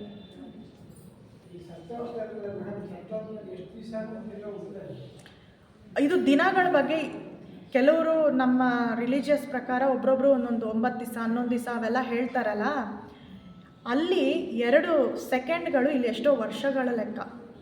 ಸೊ ಇವ್ರು ಇದೆಲ್ಲ ಪ್ರಾಸೆಸ್ ಮಾಡಿಕೊಂಡು 15 ಸ್ಟೇಜ್ಗಳು ಇಲ್ಲಿ ಎಕ್ಸ್ಪ್ಲೈನ್ ಮಾಡಿರೋ ಥರ ಆತ್ಮಕ್ಕೆ ಅರ್ಥ ಮಾಡಿಸಿ ವಿಡಿಯೋ ಥರ ಎಲ್ಲ ನೋಡಿ ನಾನು ಸೆಲೆಕ್ಟ್ ಮಾಡಿಕೊಂಡು ಇದೆಲ್ಲ ಮಾಡೋಕ್ಕೆ ಒಬ್ರೊಬ್ರಿಗೂ ಒಂದೊಂದು ಟೈಮ್ ಆಗುತ್ತೆ. ಕೆಲವರು ಸಾವಿರಾರು ವರ್ಷ ತೊಗೊಳ್ತಾರೆ, ಕೆಲವರು ಇಮ್ಮಿಡಿಯೇಟಾಗಿ ಹುಟ್ಟಿದ್ದಾರೆ, ಆ ಥರನೂ ಆಗಿದೆ. ಅದು ಕೂಡ ನಮ್ಮ ಕೈಯಲ್ಲೇ. ಈಗ ನಮ್ಗೆ ಅರ್ಥ ಆಗಲ್ಲ, ಸತ್ತ ತಕ್ಷಣ ಮೇಲೆ ಹೋದಾಗ ಎಲ್ಲ ಗೊತ್ತಾಗುತ್ತೆ. ಆ್ಯಕ್ಚುಲಿ ಅವ್ರು ತುಂಬ ಹ್ಯಾಪಿ ಫೀಲ್ ಆಗ್ತಾರೆ, ಯಾಕಂದರೆ ಈ ಕಷ್ಟಪಡೋದಕ್ಕೆ ಈ ದೇಹ ಇರೋದು. ಈ ದೇಹಕ್ಕೆ ಮತ್ತು ಮಗು ಹುಟ್ಟೋವಾಗ ಹೇಗೆ ಫೀಲ್ ಆಗುತ್ತೆ ಅದೆಲ್ಲ ಇದೆ. ಯಾಕೆ ಫಸ್ಟು ಮಕ್ಕಳು ದೇವ್ರ ಸಮಾನ ಅಂತ ನಾವು ಯಾಕೆ ಹೇಳ್ತೀವಿ? ಆ ಮಗು ಉಯ್ಯಾಲಲ್ಲಿ ಮಲಗಿದ್ದಾಗ ನಗಿಯೋದು, ಏನೇನೋ ನಾವು ಹಳೆ ಶಾಸ್ತ್ರ ಅಜಿತಾತಗಳು ಹೇಳೋರು ಆಟ ಆಡ್ತಿದ್ದಾರೆ ಎಲ್ಲ ಅಂತ. ಆ್ಯಕ್ಚುಲಿ ಮೀನಿಂಗ್ ಏನು ಇದರಲ್ಲಿದೆ? ಯಾವುದು ಮೂಢನಂಬಿಕೆ ಅಲ್ಲ. ಕೆಲವು ಸಾಕ್ಷಿ ಇಲ್ದಿರ ನಾವು ನಂಬ್ತೀವಿ, ಕೆಲವು ಏನಾಗುತ್ತೆ ರಿಲಿಜಿಯಸ್ ಆಗಿ ಕೆಲವ್ರು ಜನ ನಾವು ಹೇಳ್ದಂಗೆ ಮಾಡಲಿ ಅಂದ್ಬಿಟ್ಟು ಮೂಢನಂಬಿಕೆಯಿಂದ ಕೊಡ್ತಾರೆ. ಬಟ್ ನಾವು ಥಿಯೋಸಫಿ ಪ್ರಕಾರ ಸತ್ಯ ಅನ್ವೇಷಣೆ, ನಮಗೆ ಸತ್ಯ ಅರ್ಥ ಆಗೋದಕ್ಕೆ ಬೇಕಾದವನ್ನೆಲ್ಲ ಓದಿ ನಾವೇ ವಿಮರ್ಶೆ ಮಾಡ್ಕೊಂಡು ಕನ್ಕ್ಲೂಡ್ ಮಾಡಬೇಕು. So theosophy is not for lazy minds. ಯಾರು ಸೋಂಬೇರಿ ತಲೆಗಳಿರುತ್ತೋ ಅವ್ರಿಗೆಲ್ಲ ನಾವು ವಿವೇಚನೆ ಮಾಡಿ ತಗೋಬೇಕು. ಧನ್ಯವಾದಗಳು. 48 ಥ್ರೂ ಮೆಡಿಟೇಷನ್ ಸಾಧನೆ. ಲೆಡ್ಬಿಟರ್ ಅವರು ಮತ್ತು ಆನಿ ಬೆಸೆಂಟ್ ಅವರು ಅವ್ರಿಗೆ ಟ್ರೈನಿಂಗ್ ಕೊಟ್ಟು ಮಾಡಿರೋದು.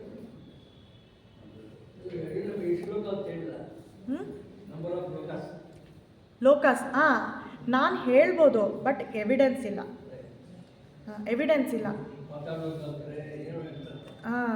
ಎವಿಡೆನ್ಸು ಅದು ಥಿಯೋಸಫಿಯಲ್ಲಿ ಕೊಟ್ಟಿದ್ದಾರೆ ಅಲ್ವಾ, ಅದು ಥಿಯೋರಿಟಿಕಲಾಗೆ ನಮಗೆ ಗೊತ್ತಿಲ್ಲ. ಬಟ್ ಆನಿ ಬೆಸೆಂಟ್ ಅವರೆಲ್ಲ ಬರೆದು ಅವರು ಆ ಲೋಕಗಳೆಲ್ಲ ಹೋಗಿ ನೋಡಿ ಇದೆ. ಬಟ್ ಇಲ್ಲಿ ಲೋಕಗಳಂದರೆ 2 ಥರನೂ ಇದೆ. ಒಂದು ನಮ್ಮ ಲೋಕ ಬೆಳವಣಿಗೆ, ಒಂದು ಇನ್ನೊಂದು ಆ್ಯಕ್ಚುಲ್ ಫಿಸಿಕಲ್ ಲೋಕಗಳು ಅಂತ. ಸೊ ಫಿಸಿಕಲ್ ಲೋಕಗಳು ತೊಗೊಂಡ್ರೆ ಎಷ್ಟೊಂದಿದೆ. ಈಗ ಇಲ್ಲಿ ಹೇಳ್ತಾರಲ್ಲ, ಒಂದೊಂದು ಗ್ರಹನೂ ಒಂದೊಂದು ಲೋಕ, ಮತ್ತು ನಮ್ಮ ಗ್ಯಾಲಕ್ಸೀಸ್ ಇದೆ, ಯೂನಿವರ್ಸ್ ಇದೆ. ಸೊ ತುಂಬ ಇವೆ, ಕೌಂಟ್ಲೆಸ್. ಆ ಕ್ಲಸ್ಟರ್ಗಳು ಅಷ್ಟೇ, ಬರೀ ಭೂಮಿದಷ್ಟೇ ಕ್ಲಸ್ಟರ್ ನಾನು ಹೇಳಿದ್ದು, ಆದರೆ ಎಷ್ಟೊಂದು ಆ ಥರ ಇರ್ತವೆ. ಓಕೆ, ಧನ್ಯವಾದಗಳು. Thank you.